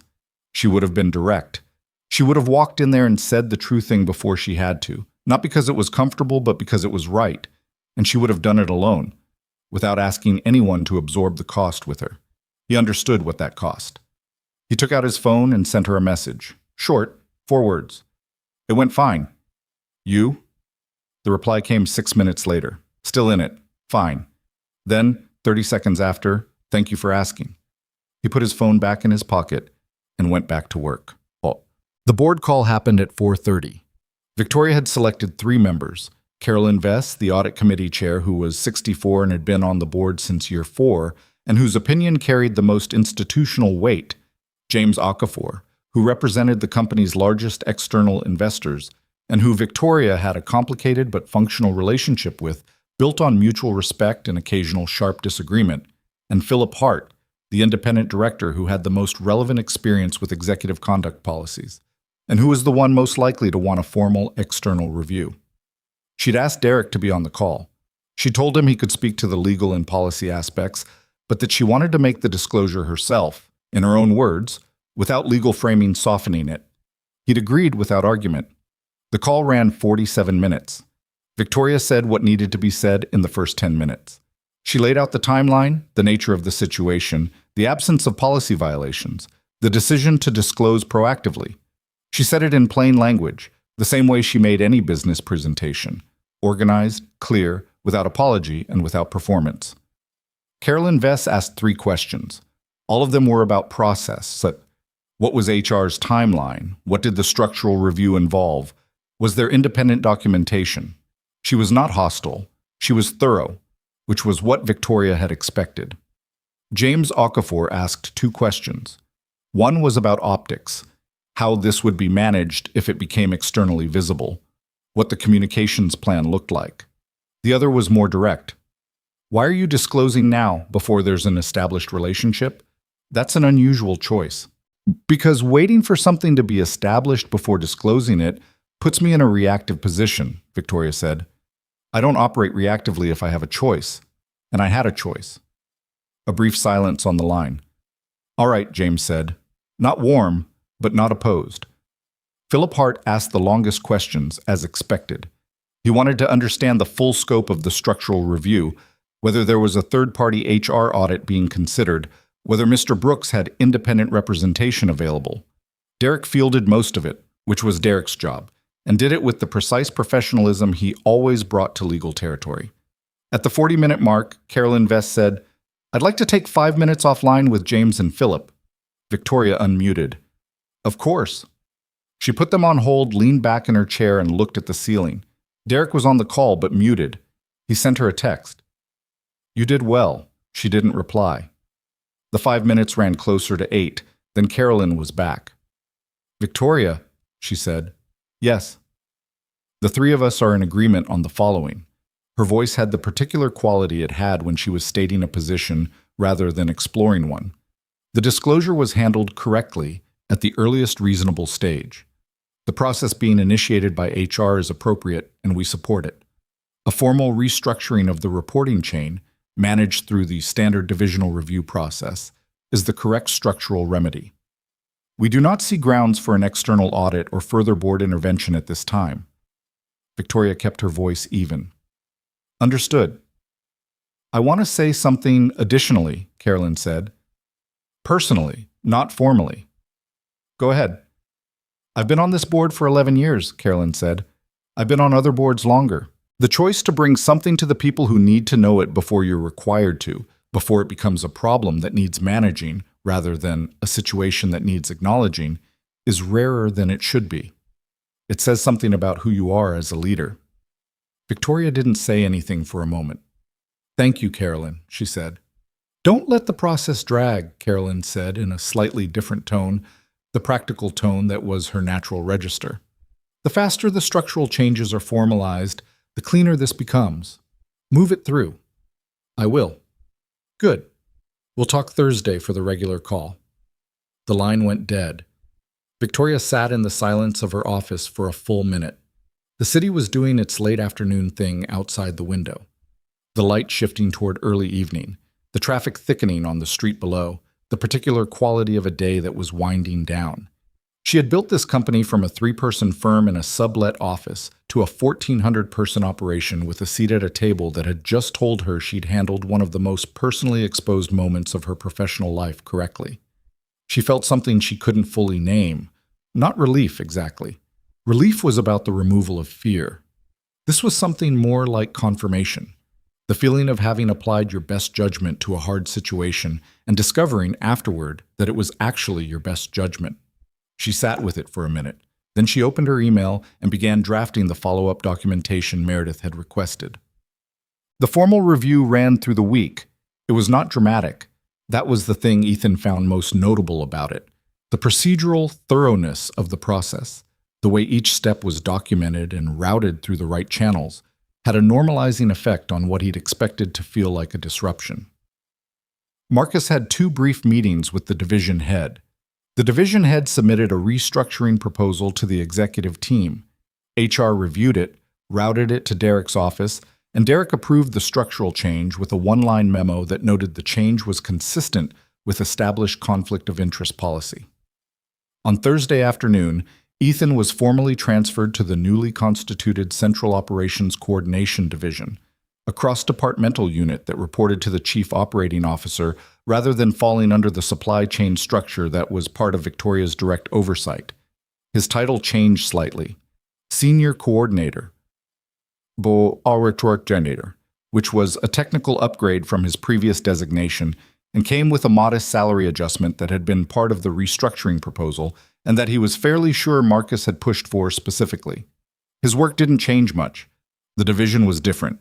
The reporting structure was different, but the actual work, the inventory tracking, the logistics coordination, the detail-oriented monitoring of systems that most people didn't think about until they broke down, was the same work he'd always been good at. He was still in the building.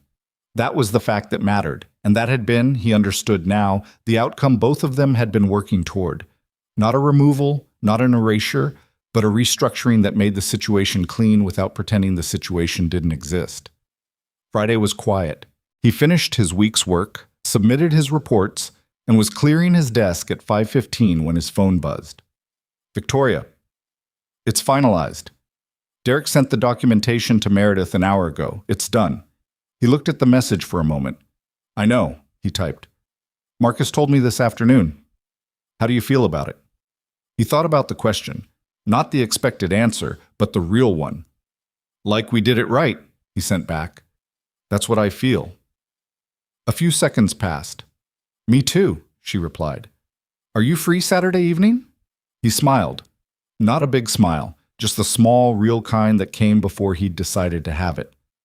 Lily's got a birthday party until 7, he typed. After that. After 7 then, she replied. I'll cook this time. Fair warning, I'm adequate at it, not exceptional. Adequate works, he sent. I'll bring dessert. Deal.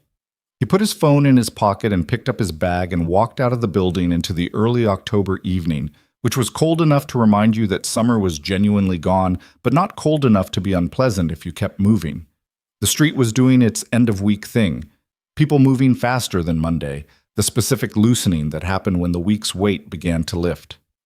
He walked to his car and thought about Saturday, about dinner in whatever her kitchen looked like, which he had never seen, about Lily's birthday party, which she'd been talking about for 2 weeks with the intensity she applied to anything that involved cake and her closest friends, about the week that had just happened and what it had cost and what it had demonstrated. He thought about Victoria and that board call he hadn't been on, walking into a room full of people with authority over her company and saying the true thing before she was required to. He couldn't see it, but he could imagine it with the specificity of someone who'd been paying attention, the straight posture, the level voice, the particular courage that didn't look like courage because she wore it like ordinary clothing. He got in his car, the review was done, the documentation was filed, the structural changes were in place. Every difficult thing they'd each had to navigate this week had been navigated the way it needed to be, with honesty and without shortcuts and without asking the other person to absorb a cost that wasn't theirs. It wasn't a resolution. He was practical enough to know that this was the beginning of a different kind of complicated, not the end of complicated altogether. There would be things to navigate that neither of them could anticipate yet, things that would require the same plain-spoken honesty that had gotten them here and would be harder to maintain when the stakes felt different. But the foundation was what it was, real, tested, built in the right order. He started the car and drove home to his daughter. Saturday arrived the way good things sometimes did, without announcement, without any particular signal that the day would matter more than the ones before it.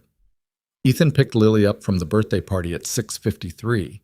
She came out of the house still vibrating with the specific, overtaxed energy of a 7-year-old who had eaten too much sugar and played too hard and was now operating somewhere past her natural limit on pure momentum. She had frosting on her left sleeve and a party favor bag clutched in both hands. and a look on her face that said she was 45 minutes from crashing completely, but intended to extract every possible remaining minute from the evening before that happened. "How was it?" he asked, buckling her in.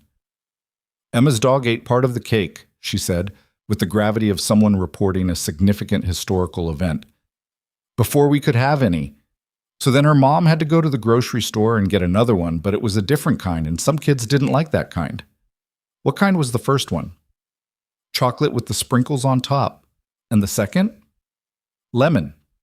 She said it with the specific disdain of a child who had strong opinions about dessert categories. "Rough afternoon," he said. "The dog wasn't sorry at all," she added. "He was just sitting there." Ethan pulled out of the driveway. Dogs rarely are. She was asleep by 7:22. He'd known it was coming, could feel it in the way her energy had started cycling down the moment she was in the warm car, the sugar wearing off, the accumulated excitement of the afternoon folding under the weight of plain tiredness. He carried her up to Mrs. Callahan's apartment. He'd arranged this 2 days ago, told Lily he had a dinner to get to, which was true, and that she'd have a sleepover with Mrs. Callahan, which Lily had accepted with equanimity because Mrs. Callahan had a large television and a cat named Bernard and always had the right kind of crackers, and got her settled with the practiced efficiency of someone who'd been doing this alone for 3 years and had learned to move quietly around a sleeping child the way other people moved around furniture in the dark. Mrs. Callahan was in her kitchen when he came back out. "She go down easy?" she asked. "Like a switch," he said.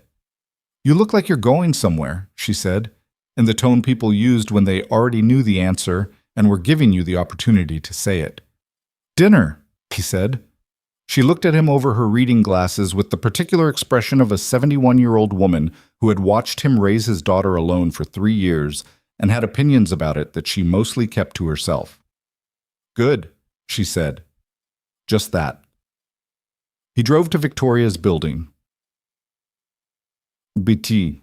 Her apartment was on the 14th floor of a building that was quieter than he'd expected from the outside. The doorman nodded him through after a brief call upstairs, which was a different experience from buzzing up to someone's walk-up and waiting in the cold, and he stood in the elevator thinking about how the structural facts of two people's lives could be so different and the interior facts so similar, and how that should have been more surprising than it was. She opened the door before he knocked. She was wearing dark trousers and a light gray sweater that looked like something she'd put on because it was comfortable rather than because she'd thought about it, which he recognized as a version of deliberate casualness, the choice to not perform. Her hair was down, which he hadn't seen before.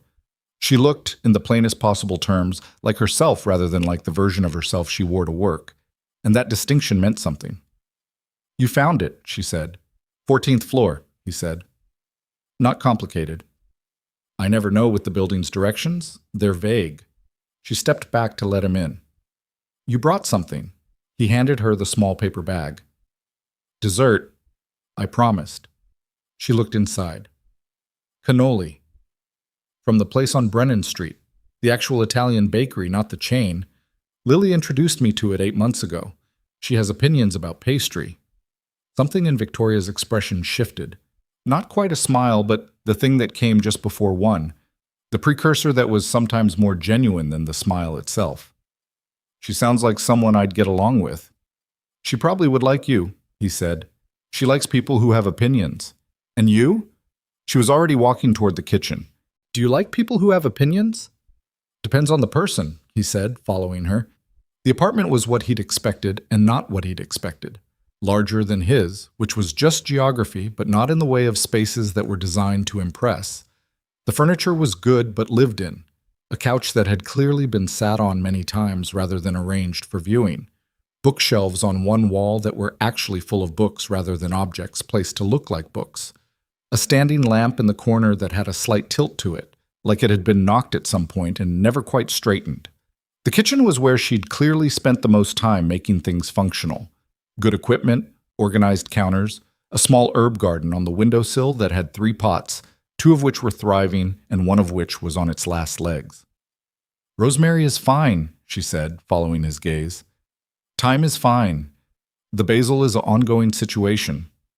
"Basil is temperamental," he said. I've kept a company of 1,400 people running for 8 years, and I cannot keep a basil plant alive, she said. I've decided it's character building.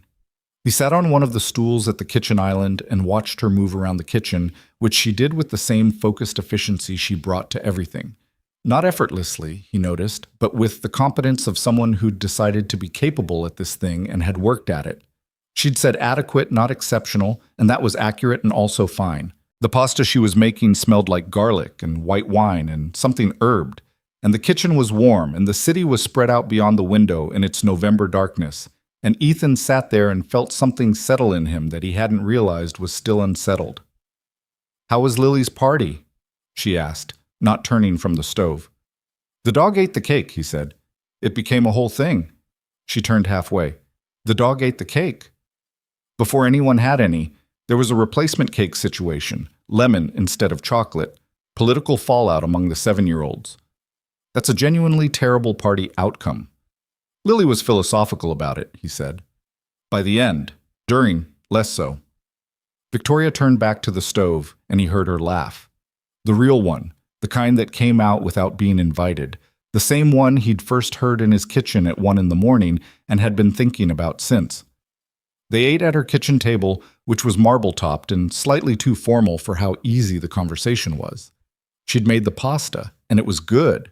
Not restaurant good, but honest good, the kind of food that someone made with actual attention rather than performance. He'd brought the cannoli, and they ate those after, standing at the counter with the paper bag between them because neither of them had suggested moving, and neither had needed to. "Can I ask you something?" she said. "Sure." She had her cannoli in one hand and was looking at it rather than at him. "When you walked into that hotel that night, the Callaway event, what were you actually thinking before you crossed the room?" He considered the question honestly. "I wasn't thinking much. I saw the situation and I moved toward it. It was habit more than decision." "You didn't weigh it." "There wasn't time to weigh it." "But after," she said, "when we were on the terrace, you stayed." "I stayed because you needed air, and it seemed like the wrong moment to leave someone alone just because the immediate situation was resolved." He paused. "And because I was curious about you." She looked at him then. "Curious how?" "You were managing something enormous," he said. "The Harmon thing, and you were managing it the way someone managed something when they'd been managing enormous things alone for so long they'd forgotten it was possible to do it differently." He set down his cannoli. "I recognize that. Not the same version of it, but the same structure." She was quiet for a moment. "The first year after my ex-wife left," he said, "I had this thing where I couldn't let anything be hard out loud. Lily needed me to be the stable one, and I was fine. I kept things running. I figured out how to do all of it. But there was no one to tell when I was exhausted or when something wasn't working or when I was genuinely afraid I was getting it wrong." He said it plainly, no drama in it. "You learn to compress everything inward because outward is where the kid is, and the kid needs the version of you that has it handled." Victoria set her own cannoli down and looked at him with the focused, present attention she gave to things she was actually listening to. "What changed?" she said. "Lily started to get older," he said. "Started to notice things. She asked me, maybe 6 months ago, why I never told her when I was tired." He paused. "She's 7. And she'd figured out that I was performing a version of fine." "What did you say?" "I told her the truth, that I thought it was my job to be the one who had it handled." He looked at her. She said, and this is verbatim, "Dad, I'm not a baby. I can know when things are hard." He stopped. 7 years old. Something moved through Victoria's expression. Not pity. She didn't do pity. He'd noticed that early. Something more like recognition. The specific recognition of someone who'd been shown a mirror they weren't expecting. "She's right," Victoria said. "Yeah," he said. "She usually is." The city was quiet outside the window in the way it got quiet at 9 on a Saturday. Not empty, just different. The frantic weekday energy replaced by something slower. They'd been at the counter for 20 minutes without either of them suggesting they move, and neither of them moved now, and that was its own kind of information. "I talked to Dana last week," Victoria said. Not a transition, a continuation, the way conversations moved when they were going somewhere real. About some changes in how I structure my day, building in time that isn't scheduled, time that doesn't have a deliverable. How's that going? Badly, she said, without particular distress. I scheduled the unscheduled time. Dana pointed this out. She was right. It's a process, he said. Everything I'm apparently bad at is a process. She said it with the particular dry self-awareness of someone who'd decided to be honest about their own patterns rather than defensive about them. I've built an entire career on being the person who doesn't need the process, who already has it. Nobody already has it, he said. I know that intellectually. Knowing it intellectually and letting it be true are different things. She looked at him. Yes, she said. I'm working on the gap between those. They moved to the couch at some point. Neither of them marking the transition. It just happened the way evenings happened when the kitchen had done what it needed to do and there was more conversation left than counter space. She tucked her feet under her on her side of the couch, which he noted as a detail that said something about how comfortable she'd gotten in a relatively short time, and he sat on the other end with his coffee and they talked the way people talked when they weren't performing the talking. She told him about the company's early years, not the version from the profile pieces, but the actual version. The sublet office that had heat problems from November through March. The first major contract she'd almost lost because she'd been too rigid in negotiations, and a more experienced colleague had pulled her aside and said bluntly that she was letting her pride cost her the deal. The period in year 4 when she'd almost sold, when an acquisition offer had come in at a number that would have set her up permanently, and she'd been so exhausted she'd seriously considered it. What stopped you? He asked. Spite, she said, flat and honest. I told myself and everyone else that I was going to build something real. Selling in year 4 felt like proof that I'd been wrong about what I could do.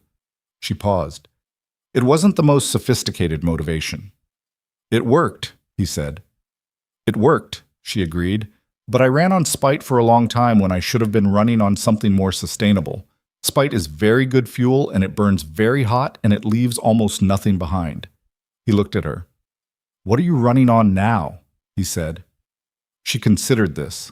The lamp in the corner with its slight tilt threw an imperfect light across the room, and she sat in it and thought about the question with the seriousness it deserved. Something else, she said finally. I'm still figuring out what to call it. He nodded. That was an honest answer. He respected honest answers. I've been thinking about something, she said, since the board call, what Carolyn said afterward. What did she say? She said the choice to bring difficult things to the people who needed to know before you were required to, before it became a problem, was rarer than it should be. Victoria looked at him. And I've been sitting with that. Not because of what she meant about me, because of what it says about the default. He waited. The default, she said, is to manage privately, to handle it yourself, to find the most efficient path that keeps the situation contained, because containing it feels like controlling it. She paused. I've done that my whole career. Not dishonestly. I don't mean that, but with a strong preference for the version of things that I could control entirely. She looked at the window. That Thursday night was the first time in a long time I said something true to another person without knowing how they were going to respond to it, without editing it for the response I wanted. You did that in Derek's office too, he said. You told him the memo was personal. That was different, she said. That's professional accountability. I've always been able to do that. She looked back at him. What I mean is, telling someone something true when the outcome isn't a decision that needs to be made, when it's just what it is. He understood the distinction. That's harder, he said. Significantly, she said. Outside something, a siren, distant, moved through the city and faded. The room settled back into its own quiet. Can I tell you what I think? He said. Yes. I think you've been the most capable person in every room you've walked into for so long that you started to believe that was the same as not needing anything, he said. He said it carefully, not as criticism.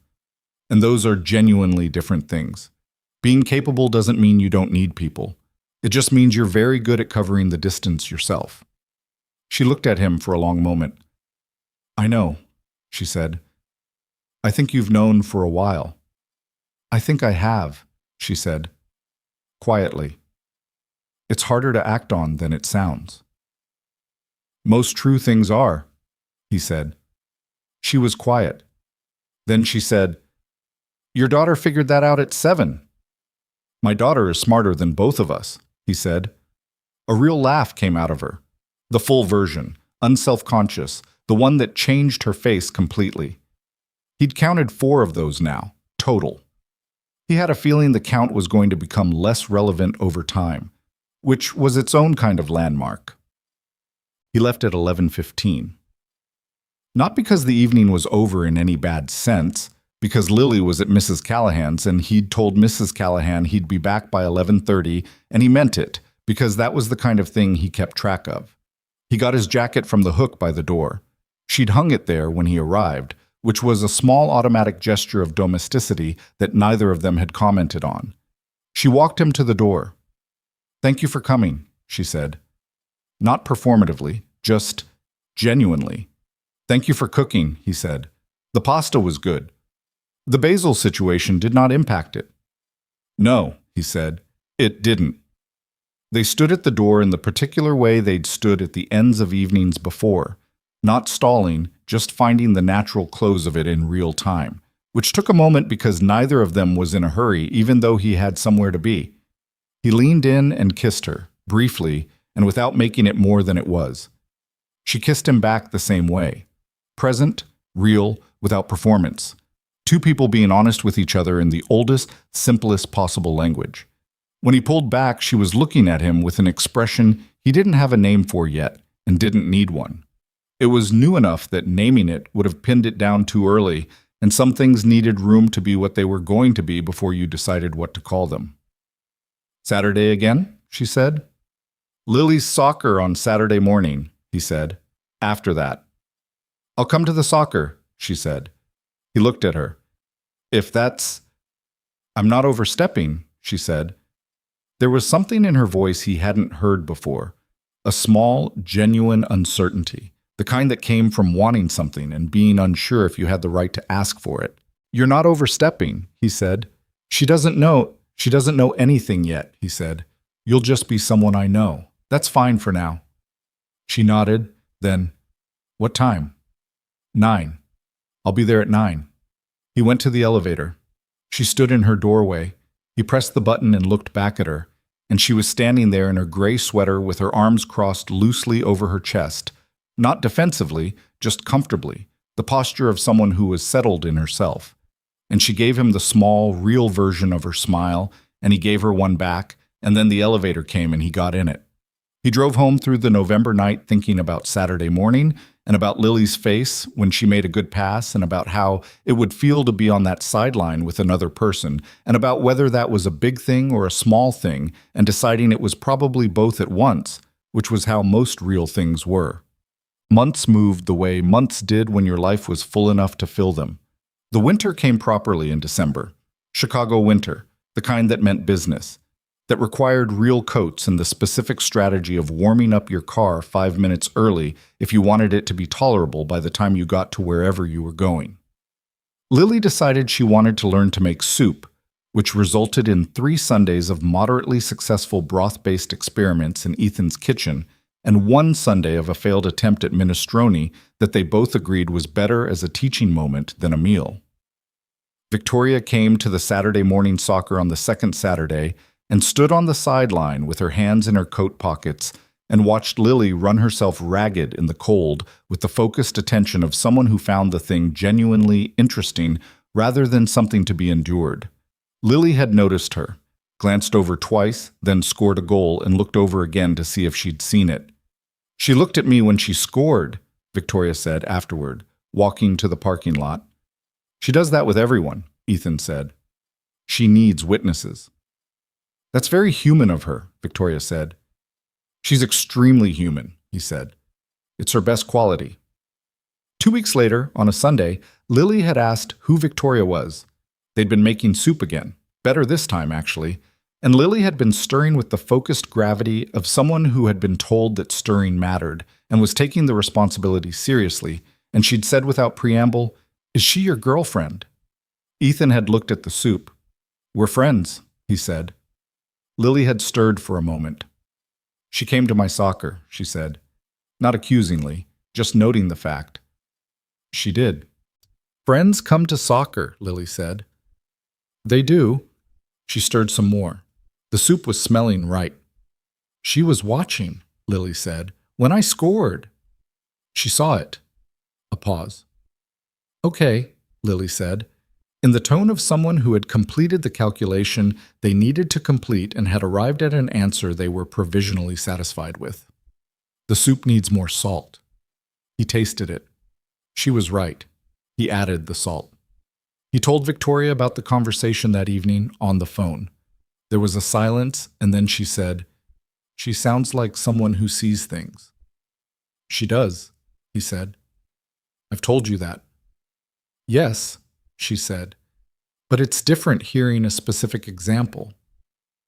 He heard something in her voice that he was learning to recognize, a kind of careful hope, the hope of someone who wanted something and was watching to see if it was real rather than just assuming. He found it, every time, more affecting than the confident version would have been. Confidence was easy to project. This was harder to manage and therefore more genuine. "She likes you," he said. "She doesn't know me." "She liked that you saw the goal," he said. "That's where she starts." Another silence, different from the first. "That's a good place to start," Victoria said. The Harmon situation resolved itself in a way that Victoria had predicted and not said out loud. By March, the company that had underbid Sterling for the contract was in breach on materials compliance, and the client was quietly back in conversations with her legal team. She didn't take satisfaction in the vindication the way some people would have. She took it as data. She brought her team back in, restructured the proposal around a modified scope, and rebuilt the negotiation from a position of significantly greater leverage because she'd been right about where the competing bid would fail, and the client now knew it. The contract that came out of those conversations wasn't the same one that had collapsed in October. It was smaller in scope, more carefully defined, with performance benchmarks that protected all parties rather than just the client. It wasn't the $2.4 billion deal she'd lost. It was real, and it was sustainable, and it was built on something more solid than the original version would have been. Derek reviewed the final agreement and told her it was the best contract Sterling had signed in 3 years, which from Derek meant considerably more than it would have from someone who gave out compliments readily. "You're not celebrating," he said when they finished the review meeting. "I'm processing," she said. "It's a win." "It's a corrected mistake," she said, "which is its own kind of win. I'm not saying it isn't. I just want to be accurate about what it is." Derek looked at her with the expression he'd been getting more frequently lately, the one that said he was noticing something without being sure he should comment on it. "You seem different," he said. "Since the fall." She looked at him. "I don't mean that as a criticism," he said quickly. You seem like someone who's carrying less. I can't explain it more precisely than that." She considered telling him the precise explanation and decided it was its own kind of answer. "I've been working on the gap between knowing something intellectually and letting it be true," she said. Derek nodded slowly, as if this explained more than it might appear to. "How's that going?" "Better," she said, and meant it. Spring came late that year. It always did in Chicago, dragging its feet through March and into April before it committed. But when it arrived with the particular conviction of a season that had been waiting long enough and was not going to be tentative about it. Ethan found the note on a Tuesday morning in April. It was on his desk in the new division, the Central Operations Unit, which he'd been in long enough now that it felt like his natural environment rather than a structural adjustment. He'd gotten in at 8:15, set down his coffee, opened his laptop, and found a plain white envelope with his name on it in handwriting he recognized. He opened it. The note inside was a single index card. Handwritten. 7 words. "Thank you. for reminding me I didn't have to carry the world alone. He sat with it for a moment. It was a Tuesday morning. The office was doing its regular thing around him. Keyboards, the coffee machine 2 rooms over, someone on a phone call down the hall being cheerful about logistics. The city outside the window was gray and bright at the same time, the way April mornings were. He turned the card over. There was nothing on the back. He put it in his desk drawer, in the left side where he kept the things that weren't work. At lunch, he took his phone out and sent her a message. "Found your note." The reply came in 4 minutes. "I wrote it 3 times before I got it right." "What were the other versions?" "Too long," she replied. The first one had 4 paragraphs. He smiled at his phone in the break room with the bad view of the delivery bay, the one he used because it was reliably empty, and it was a full smile this time, rather than the small precursor version. 7 words was right, he sent back. "I thought so too," she replied. "Dinner Friday?" "Lily has a school thing Thursday night. She can tell you about it Friday." A pause. Then, "She's going to tell me about it whether I want her to or not, isn't she? That's a very accurate prediction," he sent. "I'm looking forward to it," Victoria replied. And then, a moment later, "I mean that. I actually am." He believed her. He'd gotten good at knowing when she meant things, and when she was managing the presentation of things, and this was the former, unambiguously. He put his phone away and finished his lunch and went back to work. There's a version of this story that's about a billionaire and the man who stepped in front of 3 drunk strangers in a hotel ballroom one Thursday night in October. That version is true and accurate as far as it goes. But it doesn't go far enough. The version that goes far enough is about 2 people who had both learned, in different ways and for different reasons, to treat independence as a virtue that required no qualification, who had built their lives around being the capable one, the responsible one, the person who had it handled, and who had done this well enough and long enough that they'd started to forget what it cost. Not dramatically, not in the way that made good press, just quietly, daily, in the accumulation of things carried alone that didn't have to be. What happened between them was not a rescue. Ethan hadn't saved Victoria from 3 men at a hotel bar. She'd been managing the situation and would have managed it. What he'd done was something smaller and harder to name. He'd stepped into the space beside her without wanting anything from it, and he'd stayed in that space because it seemed like the right thing to do. And he'd been the same person at a kitchen table at 1 in the morning that he'd been in the hotel ballroom, which was rarer than it should have been. And Victoria, who had been the most capable person in every room she'd walked into for 8 years, who had built a company from nothing through sheer force of intelligence and endurance and the particular stubbornness of someone who had something to prove, had done the harder thing. She'd looked at what was actually happening and chosen honesty over management.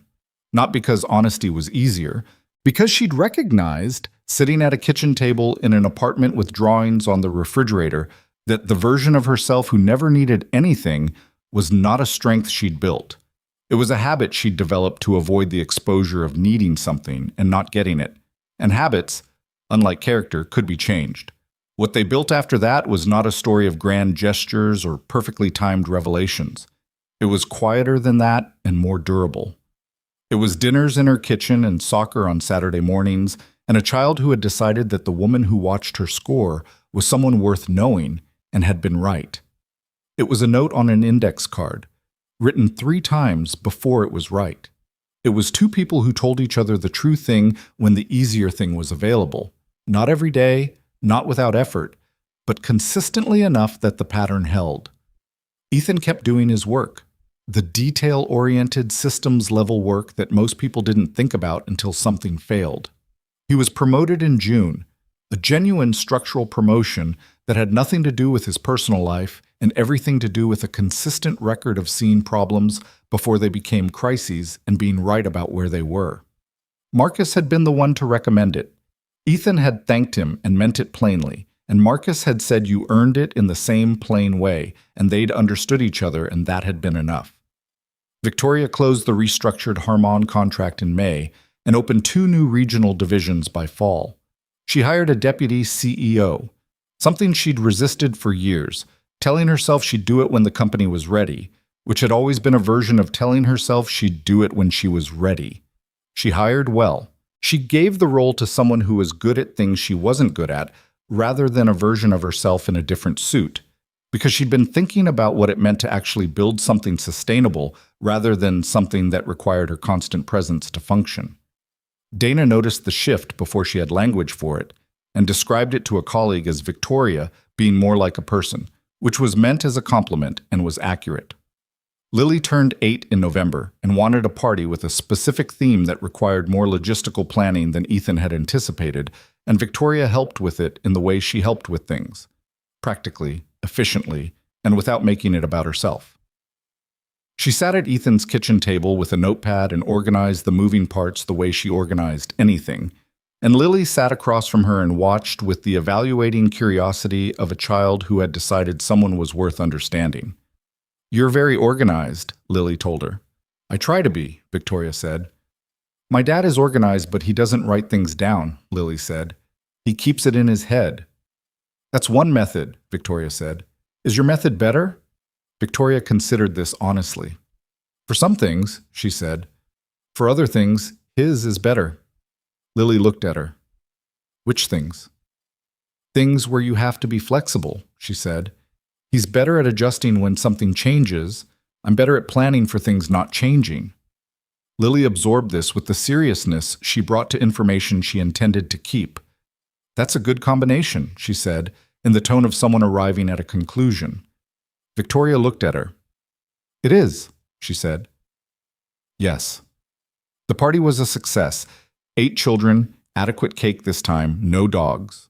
Lily made the goal she'd been practicing for 2 months in the backyard game and looked, when she made it, at both of them standing together on the side. And whatever she saw there seemed to satisfy something she'd been assessing quietly for a while, because afterward she went back to her friends without further comment, which was its own kind of approval. Ethan found that specific moment, the look, the quiet nod of a child who had made a private determination, to be one of the more significant things that had happened to him in recent memory. More significant than the promotion. More significant than most things he could name. He mentioned it to Victoria that night, after Lily was in bed and they were at the kitchen table with the coffee that had gone cold while they talked. "She looked at us," he said. "I know," Victoria said, and then she went back to her friends. "I know," she said again, more quietly. He looked at her across the table, his table, the one with the ring stain he'd never fixed, the one she'd sat at in the middle of the night months ago with her coat still on and her hands around a mug. She looked different than she had that night, not less tired exactly. She was still someone who worked too hard and probably always would, but different in a way that was harder to name. More like she was in the room she was actually in, rather than in 3 rooms at once, and only partly in any of them. She looked mostly like someone who had stopped running from the space beside her and started living in it. "What are you thinking?" she said. He thought about it honestly, the way he thought about most things. That one act of decency in a hotel ballroom turned into the most unexpected thing I've had in years, he said, and that I almost walked past it. She looked at him. "You didn't walk past it," she said. "No," he said. "I didn't." Outside, November was doing what November did. Cold, dark, indifferent, the city moving through it in the way cities move through everything, without pause and without sentiment. Inside, the kitchen was warm and the coffee was cold, and a 7-year-old was asleep in the next room who had decided, with the uncomplicated authority of a child who saw things clearly, that this was a good combination. Neither of them would claim it was easy. That would be dishonest, and they'd both decided some time ago that dishonesty was the one cost they weren't willing to pay. It was not easy, and it was not without friction, and there were days when the structural complications of their lives pressed against each other in ways that required patience neither of them found natural. But it was real. And it was built on the right things: honesty before it was required, transparency before it was comfortable, the willingness to say the true thing and stay in the room while the other person decided what to do with it. That was what they had. It was enough. Some days it was considerably more than enough. On a Tuesday morning in April, Ethan had read 7 words on an index card and understood exactly what they cost her to write, and had put them in the left side of his desk drawer where he kept the things that weren't work, and had smiled at his phone in the break room with the bad view, and had known, in the plain, undecorated way he knew most true things, that what had started as a single instinct in a crowded room had become something worth protecting. The world had plenty of people who were capable. It had fewer who were honest about what the capability cost. Fewer still who were willing to let someone stand beside them in the places where the armor came off. That was the whole story. All the rest was just the living of it.